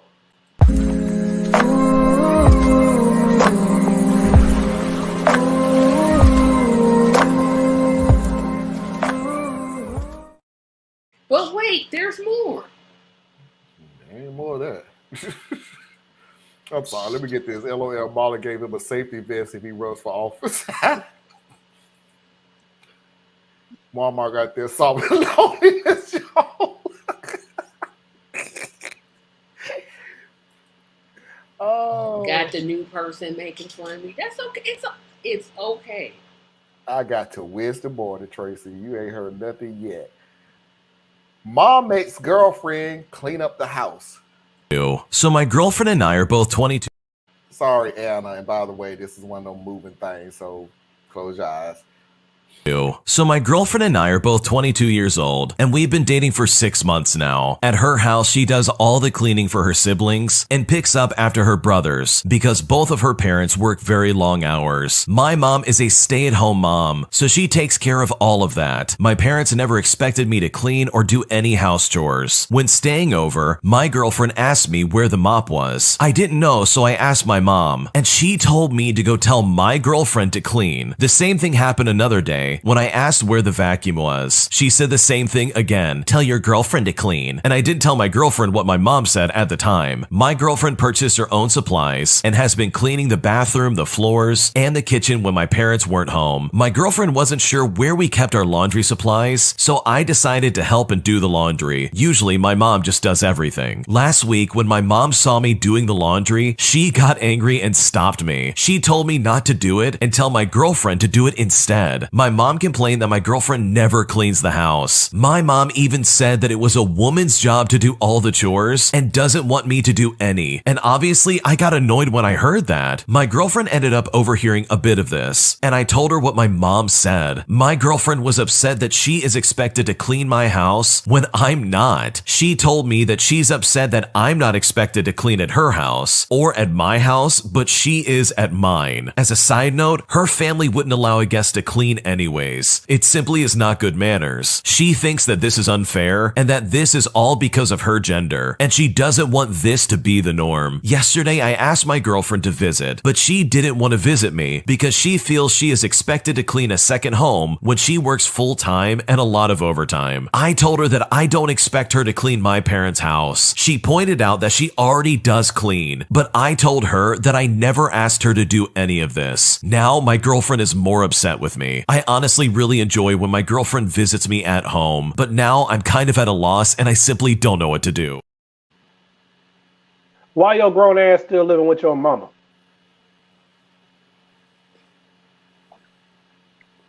That's what you took from this? Well, it would alleviate a lot of this. Because, see, mama is in the old school gender role. And she thinks that that's normal. And she's pushing it forward.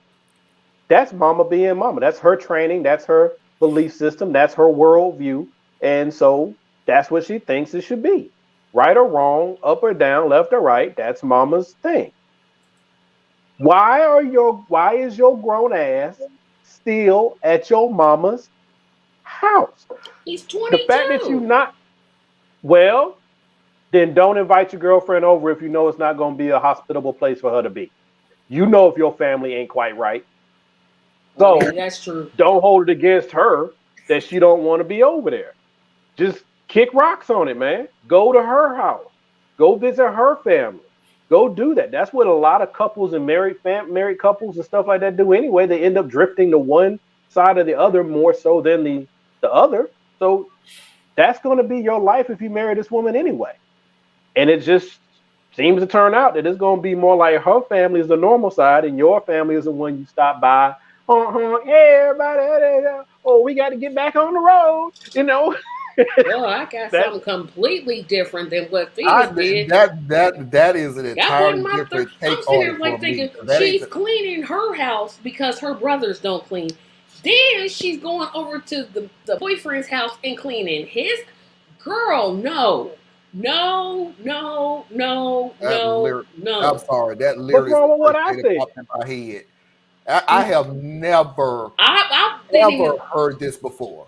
I have never heard the furthest thing I even got. You ain't never heard of gender roles, dog? No, I mean, I've people heard have gender roles, but I've never heard of she's cleaning her own house because she lives at home, obviously. So her brothers don't do anything. She cleans because her parents work long hours. Then she jumps over to the mother and they house, and then she cleans there.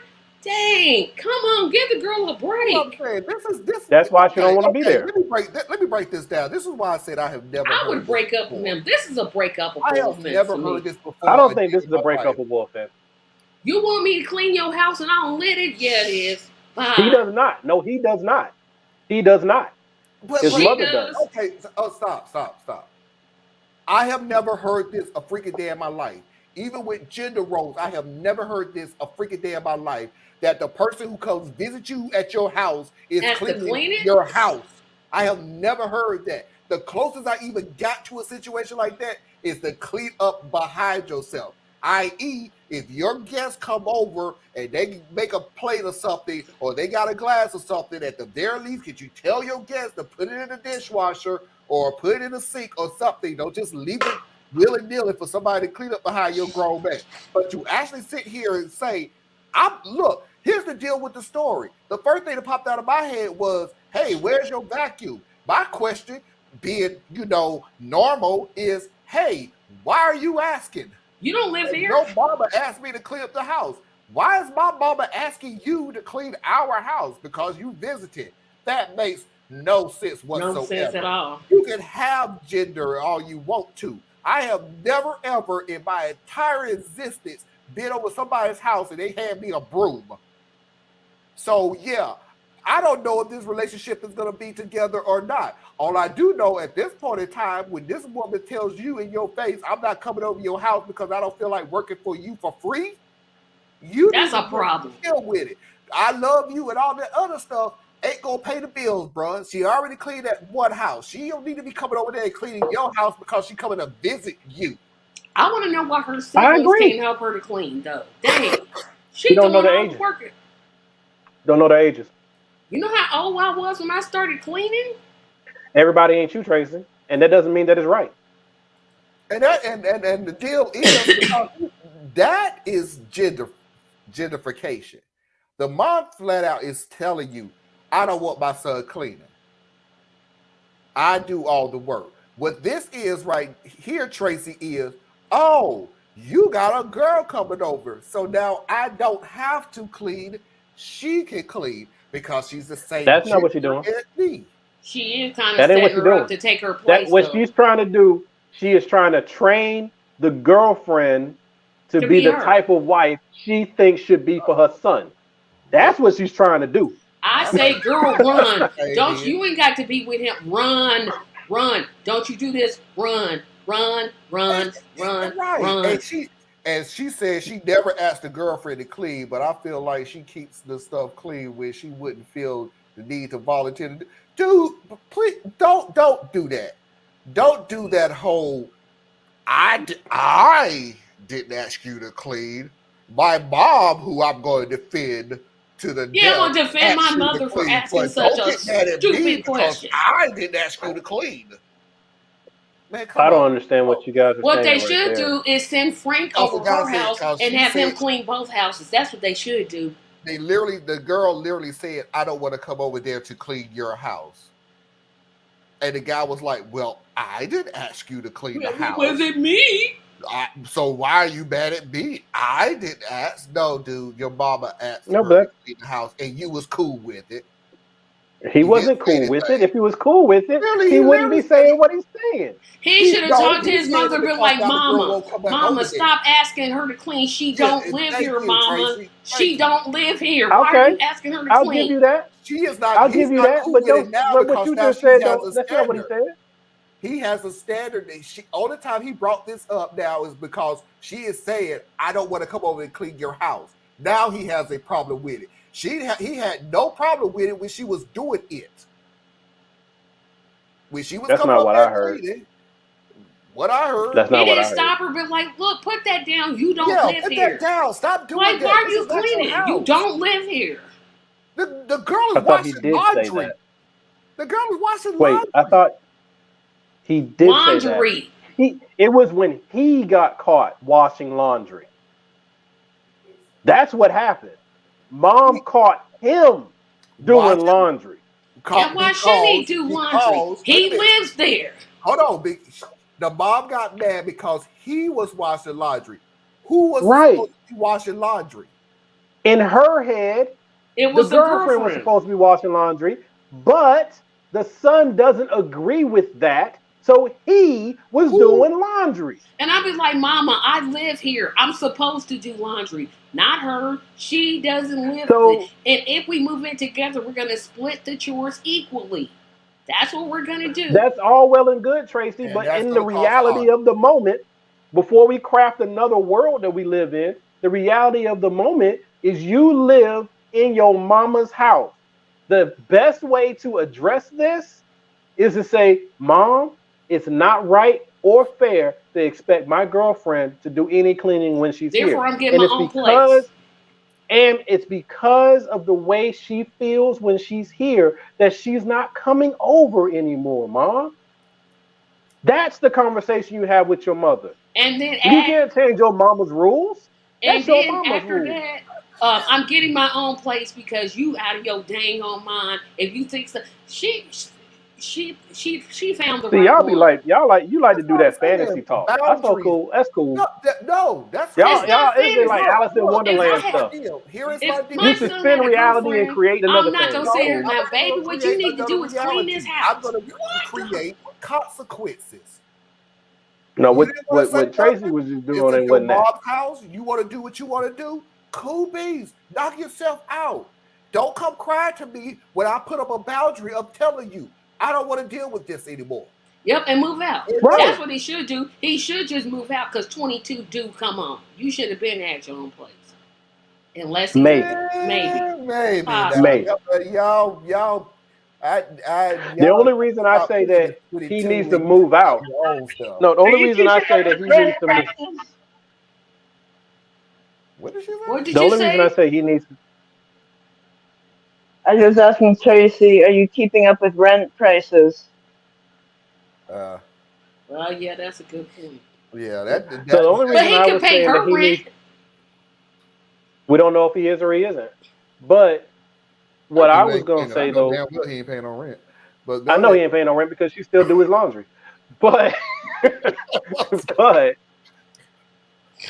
the thing though is, if you are still living in your parents' house, you have no right, I don't care how old you are, to change any of their rules.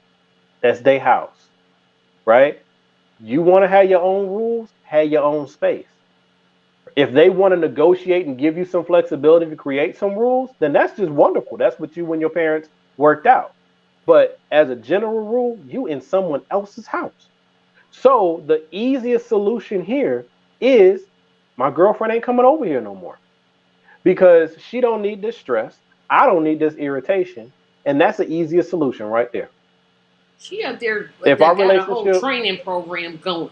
I ain't gonna Please. lie to you. I literally agree with you. Once you under anybody's roof, by the way, I apologize. I know we're talking about parents, but I've heard too many stories of, can you put me up for a couple of places and then you take over and all this other stuff?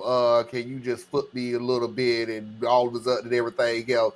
So when you under somebody else's roof, you are under everybody else's rules. May not be fair rules. And what do you do when it's not fair rules and you don't like what's going on?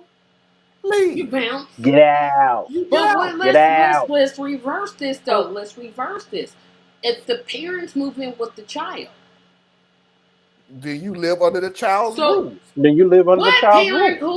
what parent do you know actually does that? I don't know I, that many parents who move in I'm with their sorry, children and excuse have a me. conflict. Wait a minute. Literally speaking from experience because my mom is staying with me. Yeah. And I don't even have that many because we're all grown, but nothing has happened. She's not up late at night. She's not leaving dishes around and everything else and all this other stuff. So yeah, my rules or lack thereof rules anyway, because seriously, folks, Well, most I families run understand, on understanding. but the Most understanding, households run on understanding. yeah, So you don't have to have rules. And you're in my house. So naturally, whoever it is that is living in whoever's house should be deferential to an extent, right, to that person's home that they're in. So if your parents have moved into your home, there are things you are going to do to try to accommodate your parents. But then there's also things your parents are going to try to do to accommodate you. That's what a normal, healthy family would do. You know, if you got an unhealthy family dynamic, then you're probably gonna have, Yeah, you you're gonna know, have some hell. weirdness going on. Yeah, You you're know, gonna have hell on that one, buddy. mama Because telling your wife what to do don't get when me you ain't wrong, around, Tracy. and I agree. I Yeah, that's literally what I'm agree more with you. used to. Maybe that's my problem. I literally agree with you, Tracy, because there are some dynamics that's just like that. Well, you stay under my roof, you under my rules. Then you move in with your kids. I'm still the parent. So Yeah, now like what? No, you it's living still in my their rules. house. So it's still my rules. I get what you're saying. But in a normal circumstances, it's like, hey, I gave you these rules and regulations growing up because it would make it easier for you when you are on your own, when you get in a relationship, when you get married, when you get a house and you live with somebody. This is the rules that I set up for you so you could have a more stable life. So if that was normal parents, they would understand if moving in with you, they're in the same stability. See, you So it's not using a going to word be that rocking I'm the not. I boat guess because they're I'm. living by the same stability that they was teaching you how to live by. I had two parents that lived with me. Maybe it's just how I grew up, but they made it real clear who I was in that relationship. My mom did too. You think I had a rule living with my mom? The rule was do as I say and you won't get hurt. That was the rule. No, I I have one. lived I'll by give it you an and example, doing it. Marlon. I'll give you an example. My father was a smoker. I was Mhm. like, do not smoke in the house. Mhm. You can smoke outside. You Mhm. can. Guess what he did? What? Just take a He wild smoked in the guess. house. Sure did. Yeah, because that was his house. Yeah, but it wasn't. It was my house. Oh, but, it's too close to home. I can't speak on that. So yeah, I can't speak on that one because I never experienced that. And the funny thing about it is, my mom literally stopped smoking Yeah, it's a 5 years yeah, before she moved in, or something like that. So, yeah. People, but I get chill. what you. I get Yeah, it's like exactly what please you're do saying. not. That was the only thing I asked. You could stay up. Well, no, he was in parts of dementia by then, so no. Do not smoke in my house. well, he was in parts of dementia. That also adds another layer to the conversation, don't it? But And the I funny still thing don't about it want is, smoking in my house. That's I all I understand ask. that, but what I'm saying is trying to enforce a rule with someone who is battling dementia becomes complicated anyway. Yeah, it does. and I get It what you're becomes saying, Tracy, complicated. because I got my daughter right. My daughter came around, and I leave on certain lights, or me and Foxy, we leave on certain lights downstairs. And I found when I wake up in the middle of the night and look downstairs, it's like completely dark. And I'm looking at my daughter like, did you turn the lights off? Yeah. Why? Why did you turn the lights off? All my life, I've been growing up in this house. You kept yelling at me to turn them Turn darn on lights lights. off. You dig that? You paying the bills and a blah, blah, blah. Now I'm grown and I come and y'all still leave the lights on. Okay, you got a point. She I has a get it. point. You I told her to get it, turn the man. lights Yeah, off. yeah. But now That's stop why She complaining. doesn't 90%. understand that the lights is what keeps the goblins from coming up from the basement at night.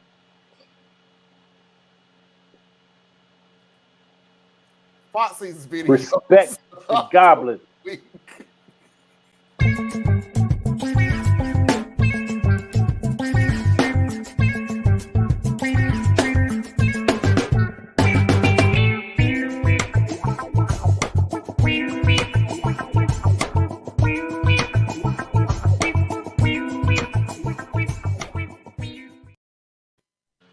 Lord have mercy. When all We four of live in a us go, society that don't respect the goblins anymore. See? What's wrong with you? If you respect. just sat, these are people who ain't never watched Critters or Leprechaun. They don't understand.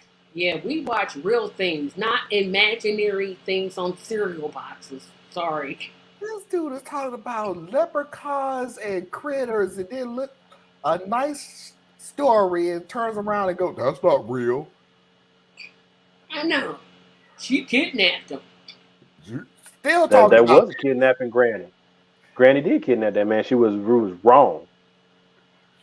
She was an overzealous church mother trying to show kindness. Which is wrong. Tears got to keep the goblins away. First of all, in my grown, Practice your faith, not my patience.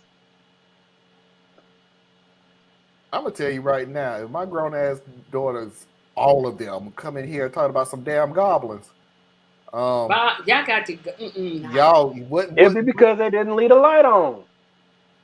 what edible did you chew on before you came up here with this crap? Am I a patriot? It is 5 seconds, so I'm not even going to take anybody down. Hell yes, I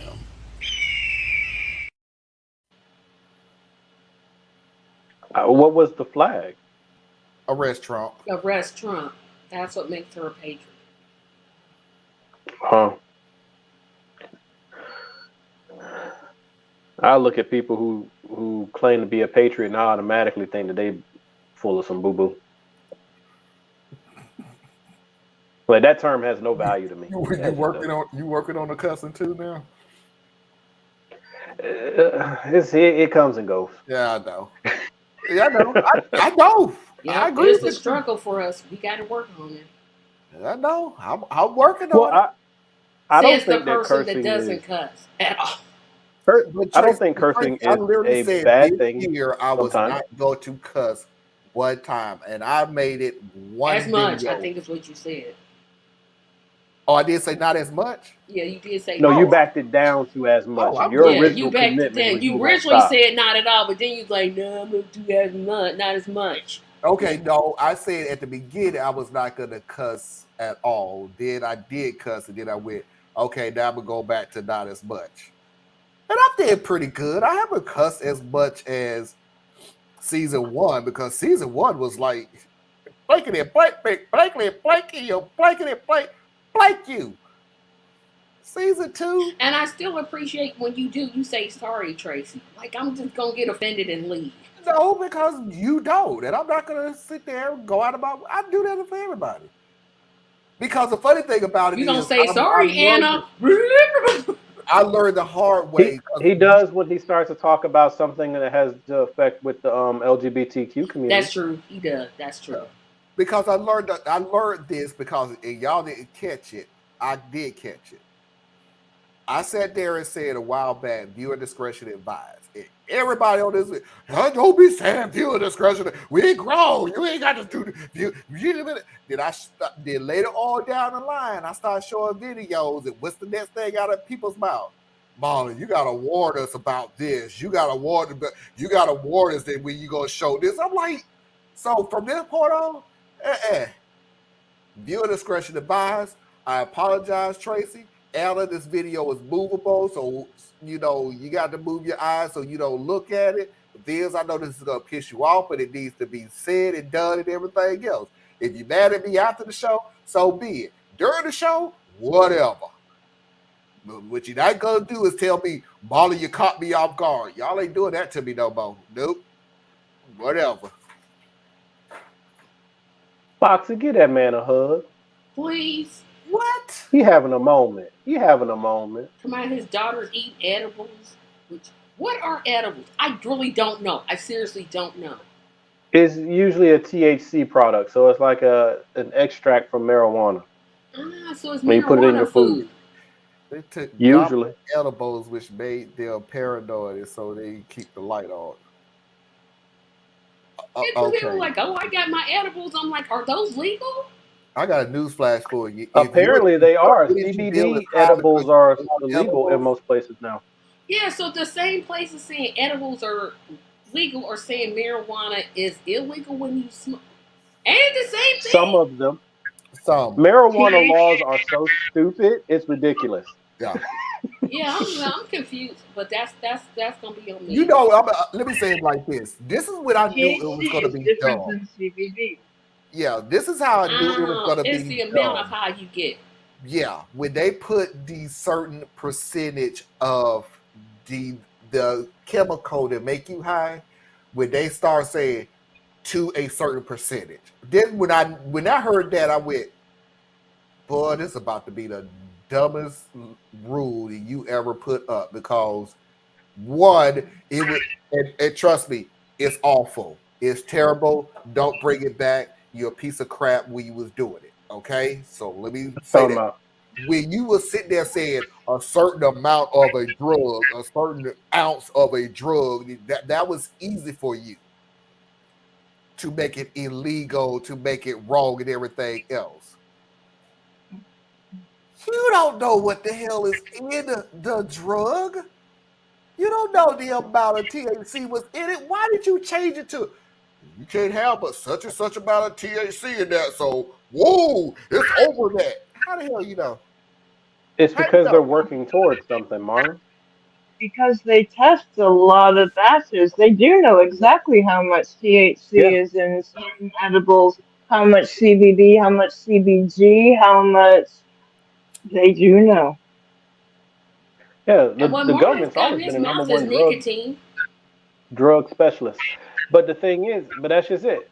Until they can find a way to effectively build the right tax base and put the right people in place to control the industry, they have it throttled in the way they do it right now. So they're making sure right now that they're very selective on who we can get a license to distribute.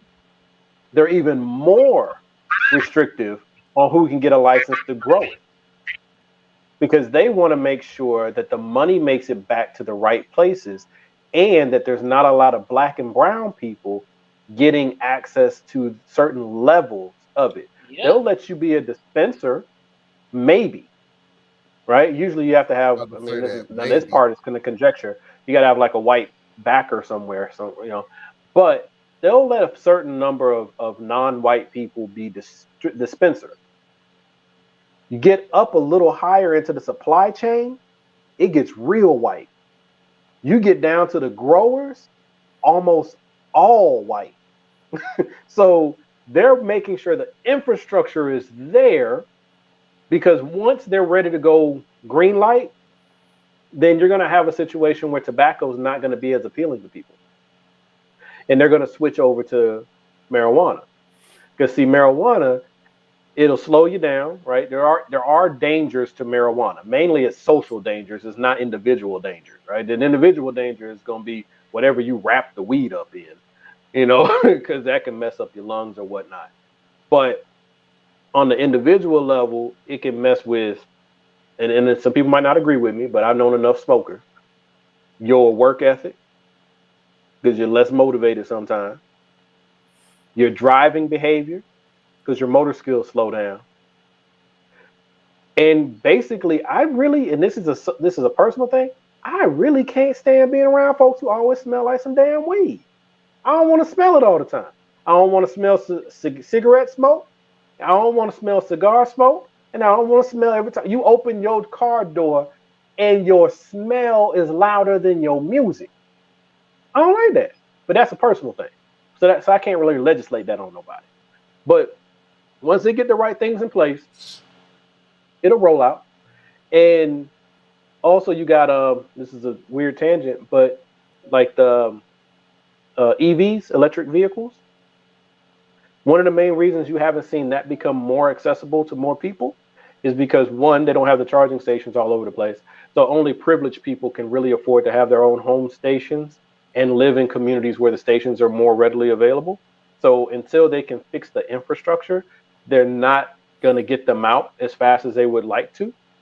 And then also the same industries who control fossil fuels are going to be controlling your electric grid. Yep. So they have And to get into a position so that they can stay on top. They're not going to just let this go wide open and ExxonMobil becomes a dying industry. They're not going to do that. So it all works together. I'm gonna move on to the next video. didn't mean to go poop for a joy because I really didn't know what it was. I was like, what are And they I'm just talking gonna about? sit here and ignore the blatant atrocity towards cigar smokers, even if it is personal. Everybody don't want to smell your cigar smoke, dude. There ain't nothing personal. It's what it is. Well, if we ever meet Right. You up, at home. Smoke it all up. When I go to cigar bar, I expect to be surrounded by cigar smoke. of the different types of smoke, I would rather smell cigar smoke. I think pipe smoke is the better one than cigar smoke, and then weed smoke. That's about as far as I can go because the rest of the smoke just is terrible. But when you go to a cigar bar, you know that you're going in there, and hopefully they have a good ventilation system so you don't smell like it all day. But whatever you wore, that's got to go to the dry cleaners because you can't. Wow. It's what it is. But I don't want to go to work and smell like your cigar.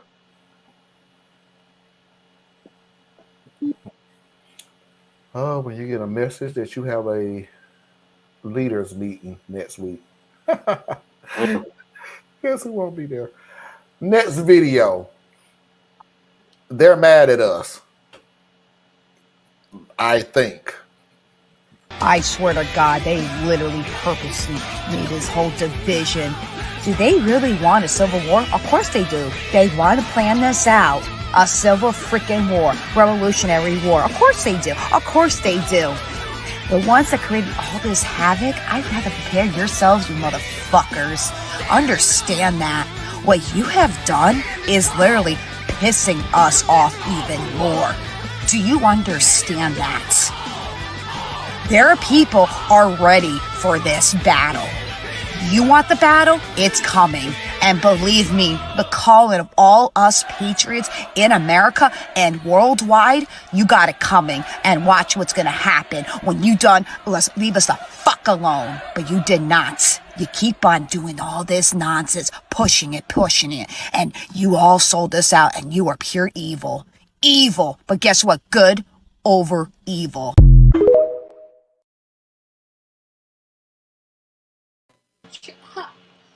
Take a meditate, do something. One, what the heck was she talking about? What was she mad at? Everything shouldn't be on TikTok. What? They keep dividing us. Patriots worldwide. I don't even.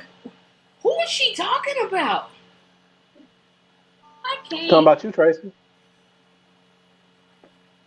I have absolutely not a clue. I'm like, who is she? No, she's talking about you.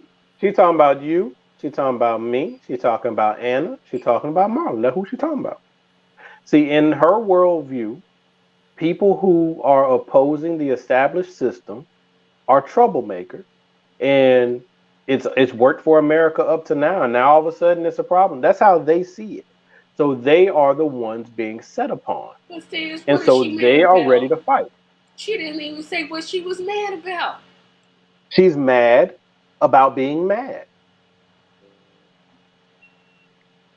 And she's willing to kill over it. You want, who is sitting around on the left talking about, you know, we good, a revolutionary war? I've heard leftists say some stupid stuff. Trust me. I'm like, you should really not say that. I have never heard any leftists ever say, you know, we need a civil war. Yep. What? I have. When? I've never heard it. I had never heard it. So here's the thing, right? I've heard plenty of revolution calls. Absolutely. And I value myself to be a certain level of a revolutionary.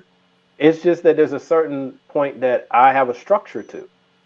Yeah. Right? Like you guys have heard me say plenty of times, you can't just go out there and you ain't got nothing to back yourself up.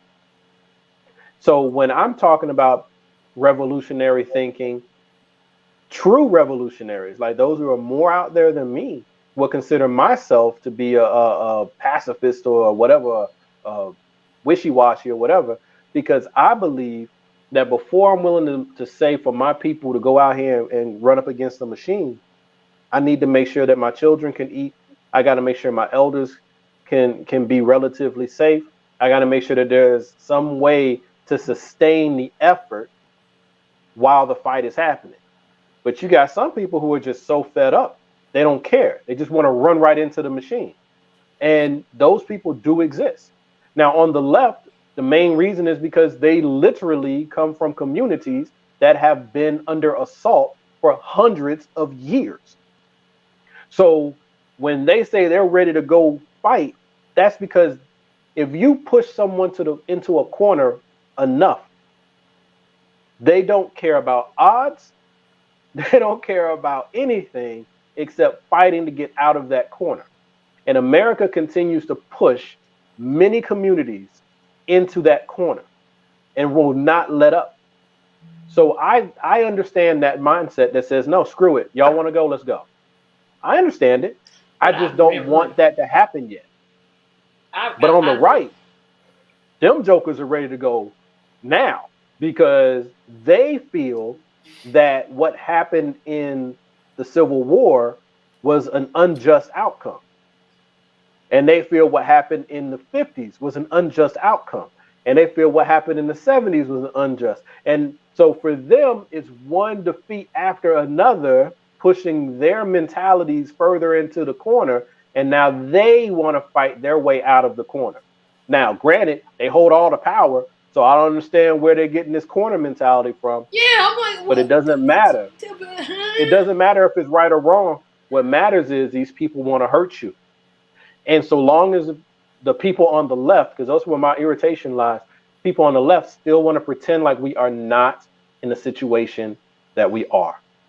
They still think we can just one good conversation away, one good election away. No, the people who are aligned against you might only be about 20 or 30% of the country, but that 20 or 30% has achieved what you need. Any movement only needs about 20% to be successful, because 60% will never rise up. They will only be subjugated. So that other 20 can run hard. And these guys, I still want to know guys what she and was gals, mad for. And that music in the back didn't help at all. The you deal not is knowing what she's mad for is why you are in danger. The deal is this, and I've said it before on a lot of, the George Floyd killing and everything, and the burning buildings and the glass and the whatever you want to say. And people, so you're okay with this? No, I'm not okay with it. I wish this never happened. But two things you should understand. I don't condone it, but I understand it. And two, I don't wish this ever happened. But you have to understand, I wish what happened to make this come into fruition, I wish that didn't happen either. But it did. So this turn the other cheek mentality, I'm done with it. I'm literally done with it. I don't care. So this lady, the thing for me is the pretending like it's not happening thing. That's what's getting to me. These people that's getting mad and frustrated, irritated, aggravated, and everything else because they feel like they're losing power, which they're not. They just don't like some of the outcomes that is happening. Hey, I'll be the first to let you know I'm a revolutionary. I use my voice each and every weekend. But I always also said, I don't want certain things to happen. But if it does, I completely understand. Because while you're complaining about, and I'm just throwing a number out there, 50 years of things being done that was physically, mentally, and emotionally didn't effing affect your life for generations. Be mad. My grandma used to say, get mad till you piss in your pants for all I care. Because I don't care anymore.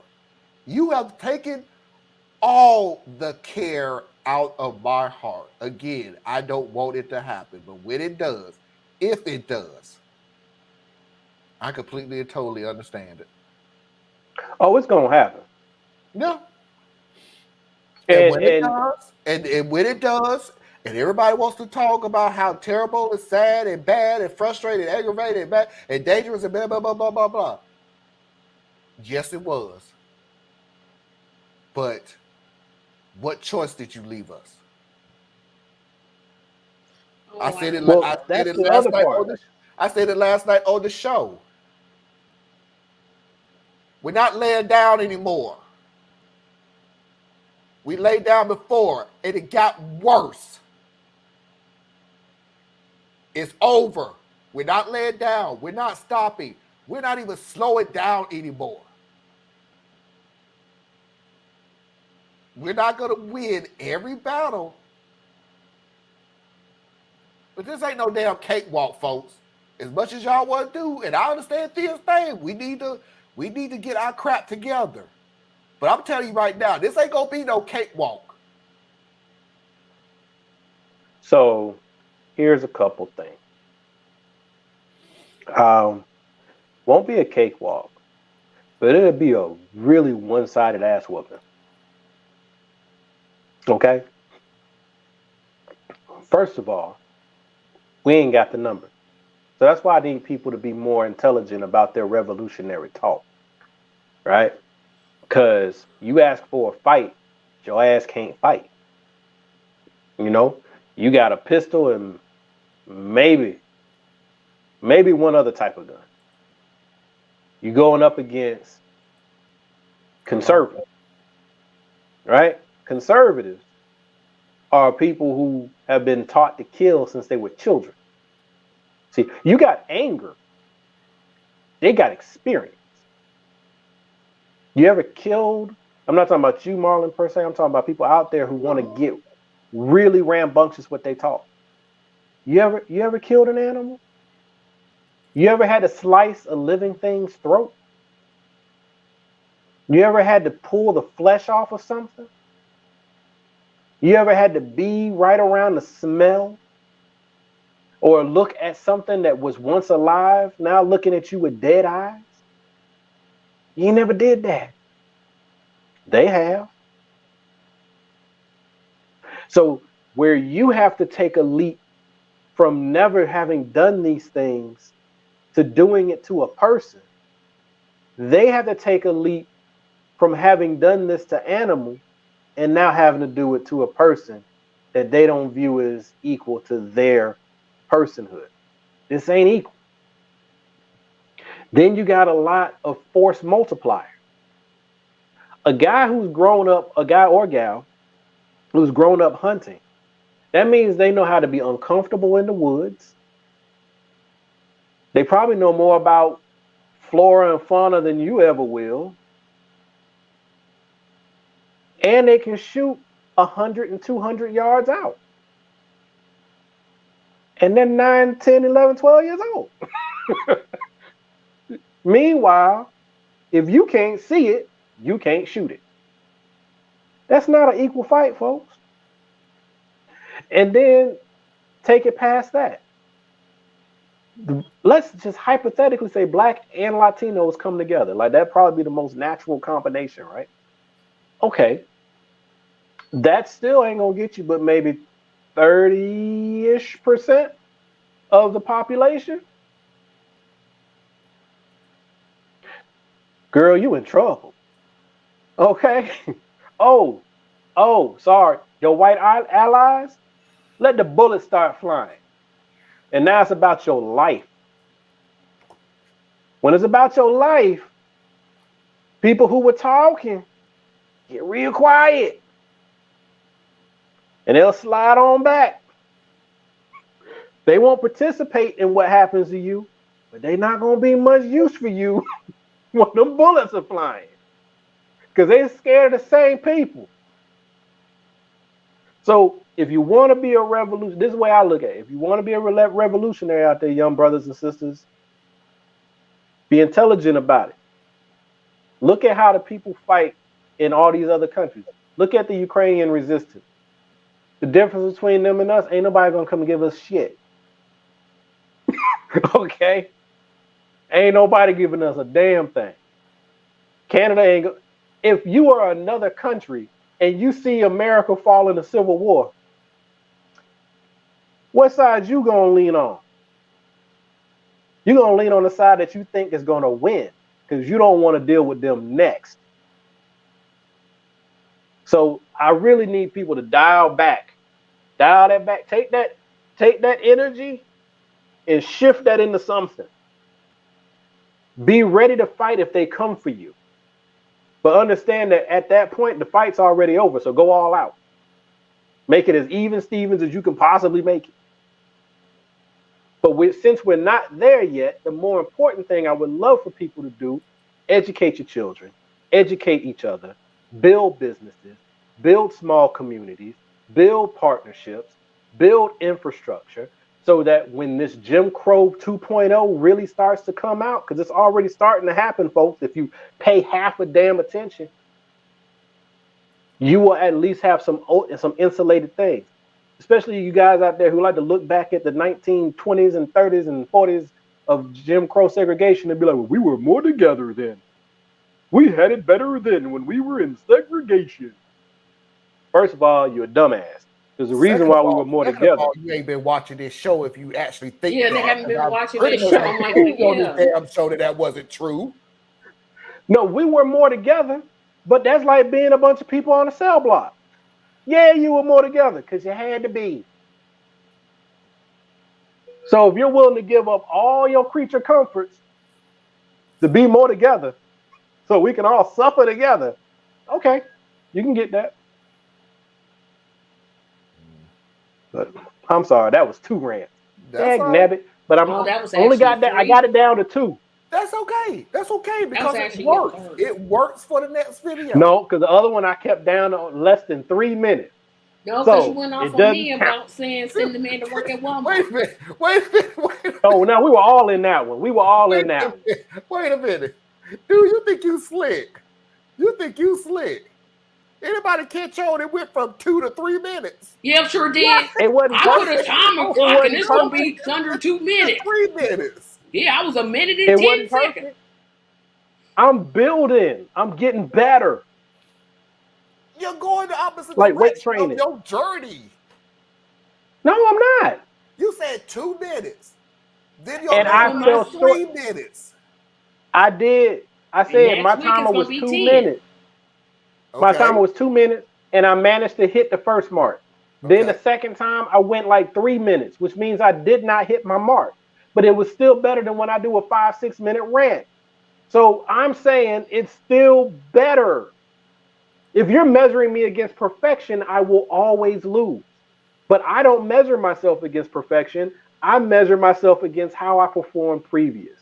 So I'm taking this as a particular level of a win.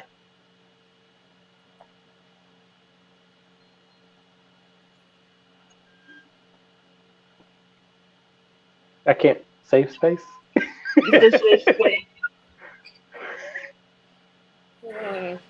Last video of the night. You're not going to see what. Thank you, Anna.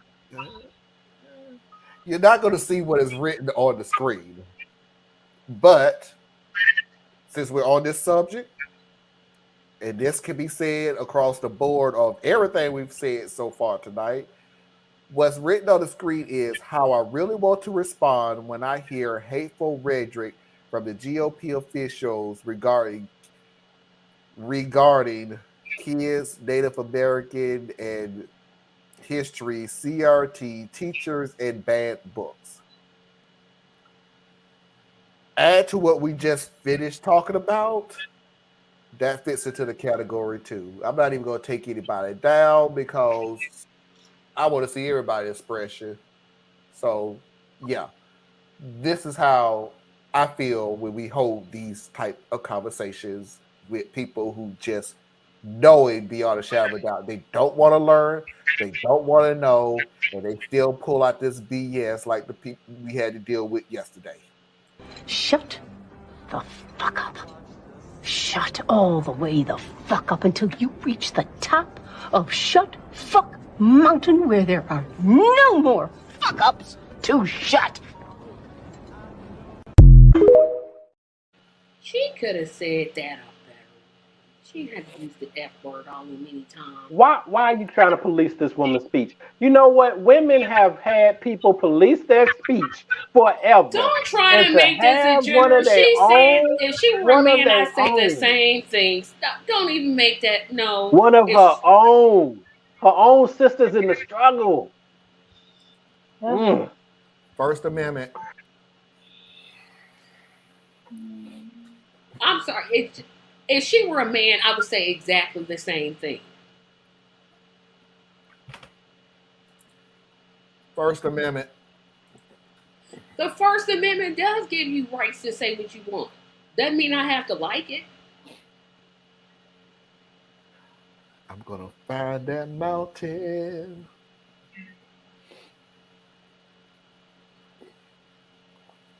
That literally is how I've been feeling. I'm sorry.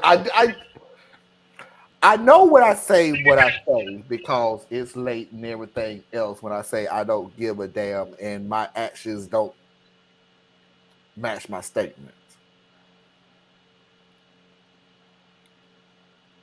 But when I say I don't care no more is when I go, I just don't care about your rhetoric anymore because one, it's full of crap. Did anybody pick up the new book I'm full of shit by that lady that was talking yesterday from Barnes and Nobles?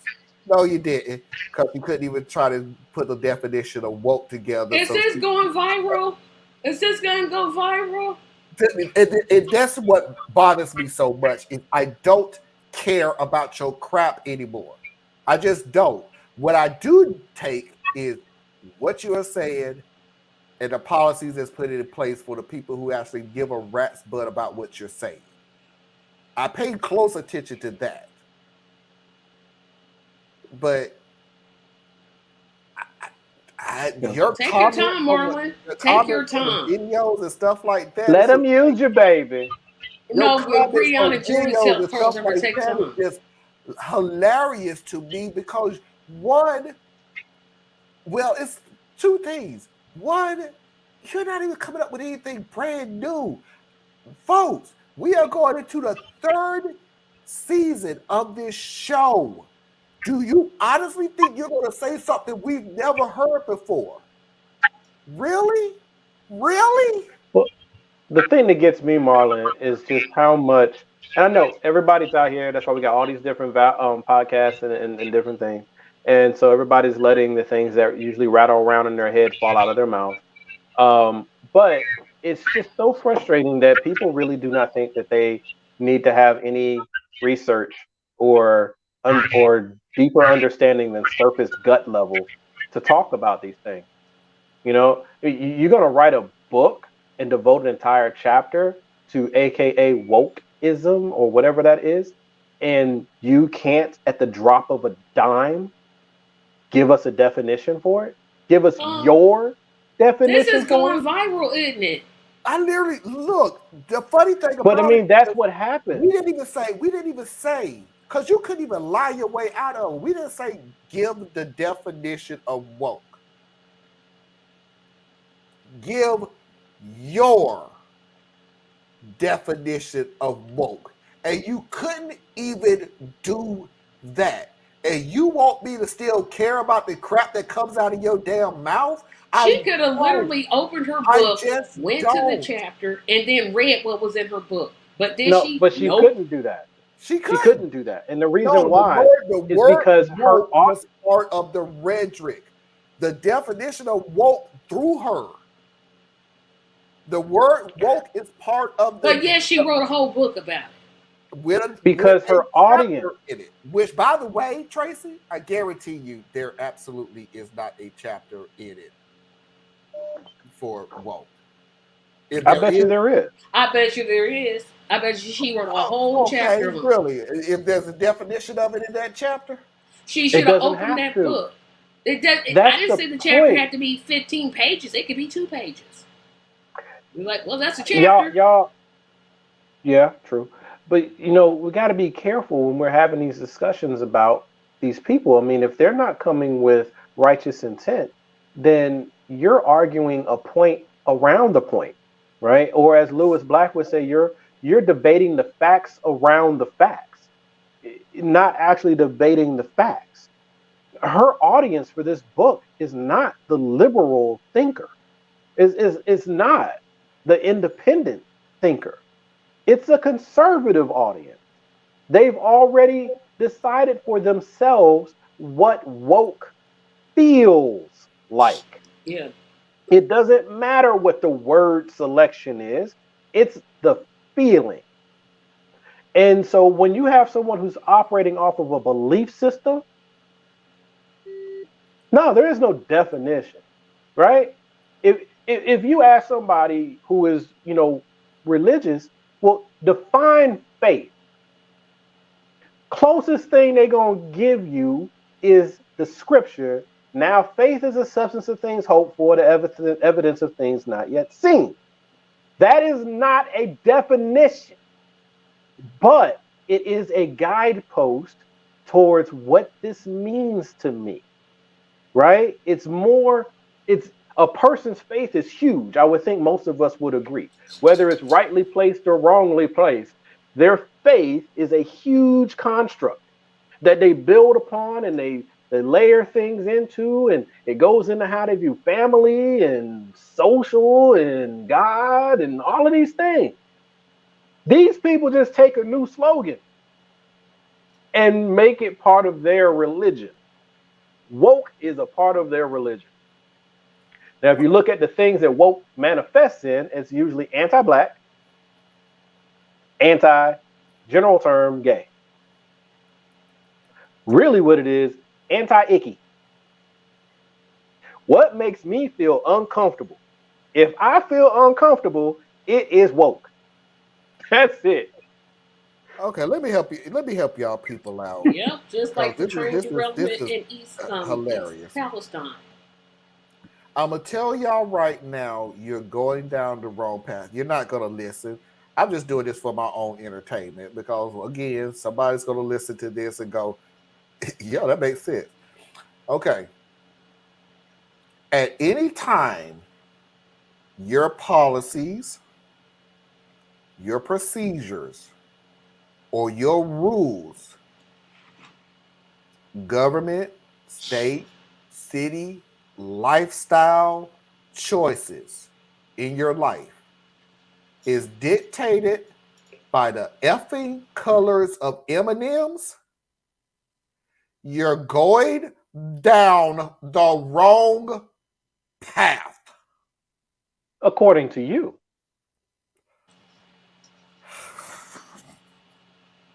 Because Marlon, where does it stop? You see, first, we talk about, no, where does it stop, Marlon? I mean, you tell me I have to be accepting of George wanting to be called Mary. Then you tell me I have to be accepting of George wanting to be referred to as she. Then you tell me I have to be accepting of George having a transition procedure done, and now I not only have to call George Mary, and I have to use George's pronoun of she, but I also have to call George a woman. And now you're taking the candy, and the candy that has been cast as a traditional woman. I don't know how Eminem is a traditional woman, but cast as a traditional woman for 50 years, and you want to make it asexual. So now everything is just topsy-turvy and blended together, Marlon. Where's the line, Marlon? Where's the line? Y'all both is wrong. This all started with Minnie Mouse wore pants. And I don't understand how nobody said that was because they hate Hillary Clinton. See, Minnie Mouse put on that pantsuit, and immediately she was Hillary Clinton. And do y'all hear this? Do y'all actually hear this crap? Do y'all this is the Civil War you want to fight for? Minnie Mouse and M&M's. This is your fight. Hey, we haven't even started on the Donald Duck, Daffy Duck wars. I mean, we could go a whole hour on that. And when are we actually going to start talking about the Pluto versus the Goofy situation? I know, right? People don't even want When to we going to discuss actually it. get into that? We need to learn how to get along, people.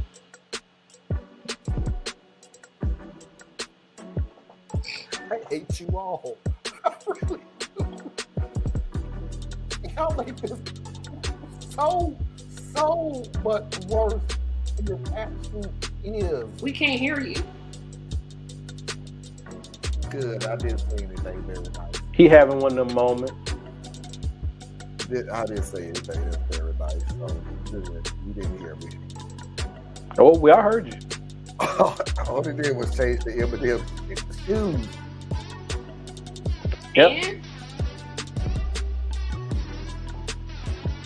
Disney scandals. This, before I have an aneurysm, please tell everybody where they can find you. ComplexSimpleMan.com or ComplexMind/Simple Man on YouTube. Because I couldn't say that shit worth a damn. I know you called me simple-minded like 3 times, but it's okay. I tried my best. I kept saying Marlon. No. I tried my best not to do it, and I kept like, oh, I'm so tired. I know I'm gonna mess this up. Anna? I can be found at LoreliaEtc.com. That was enjoying herself. Tracy? TracyMediaLLC.com and join us this Friday because High Heels and Blue Jeans is making its debut. Yes. But also remember what happened Tuesday. No, we're not going to remember. Tuesday. The Tracy show comes on Tuesday. That's right. Tracy show comes on Tuesday.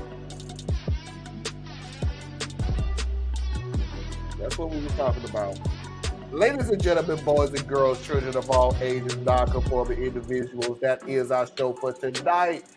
Oh, and what a great show it was. I do appreciate this. Oh, wait. The one thing about High Heels and Blue Jeans, we're going to invite everybody to do like an Ask Us nearly anything. So if you have any questions, if something coming on your mind, you want to ask us about it. Thank you. Okay, that's it.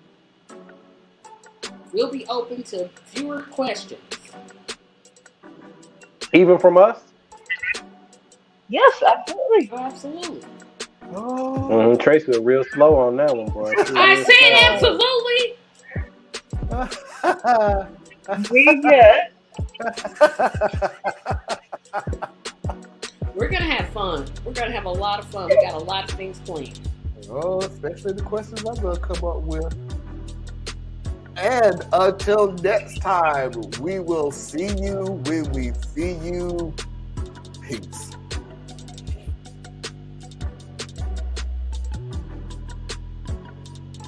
Nearly anything.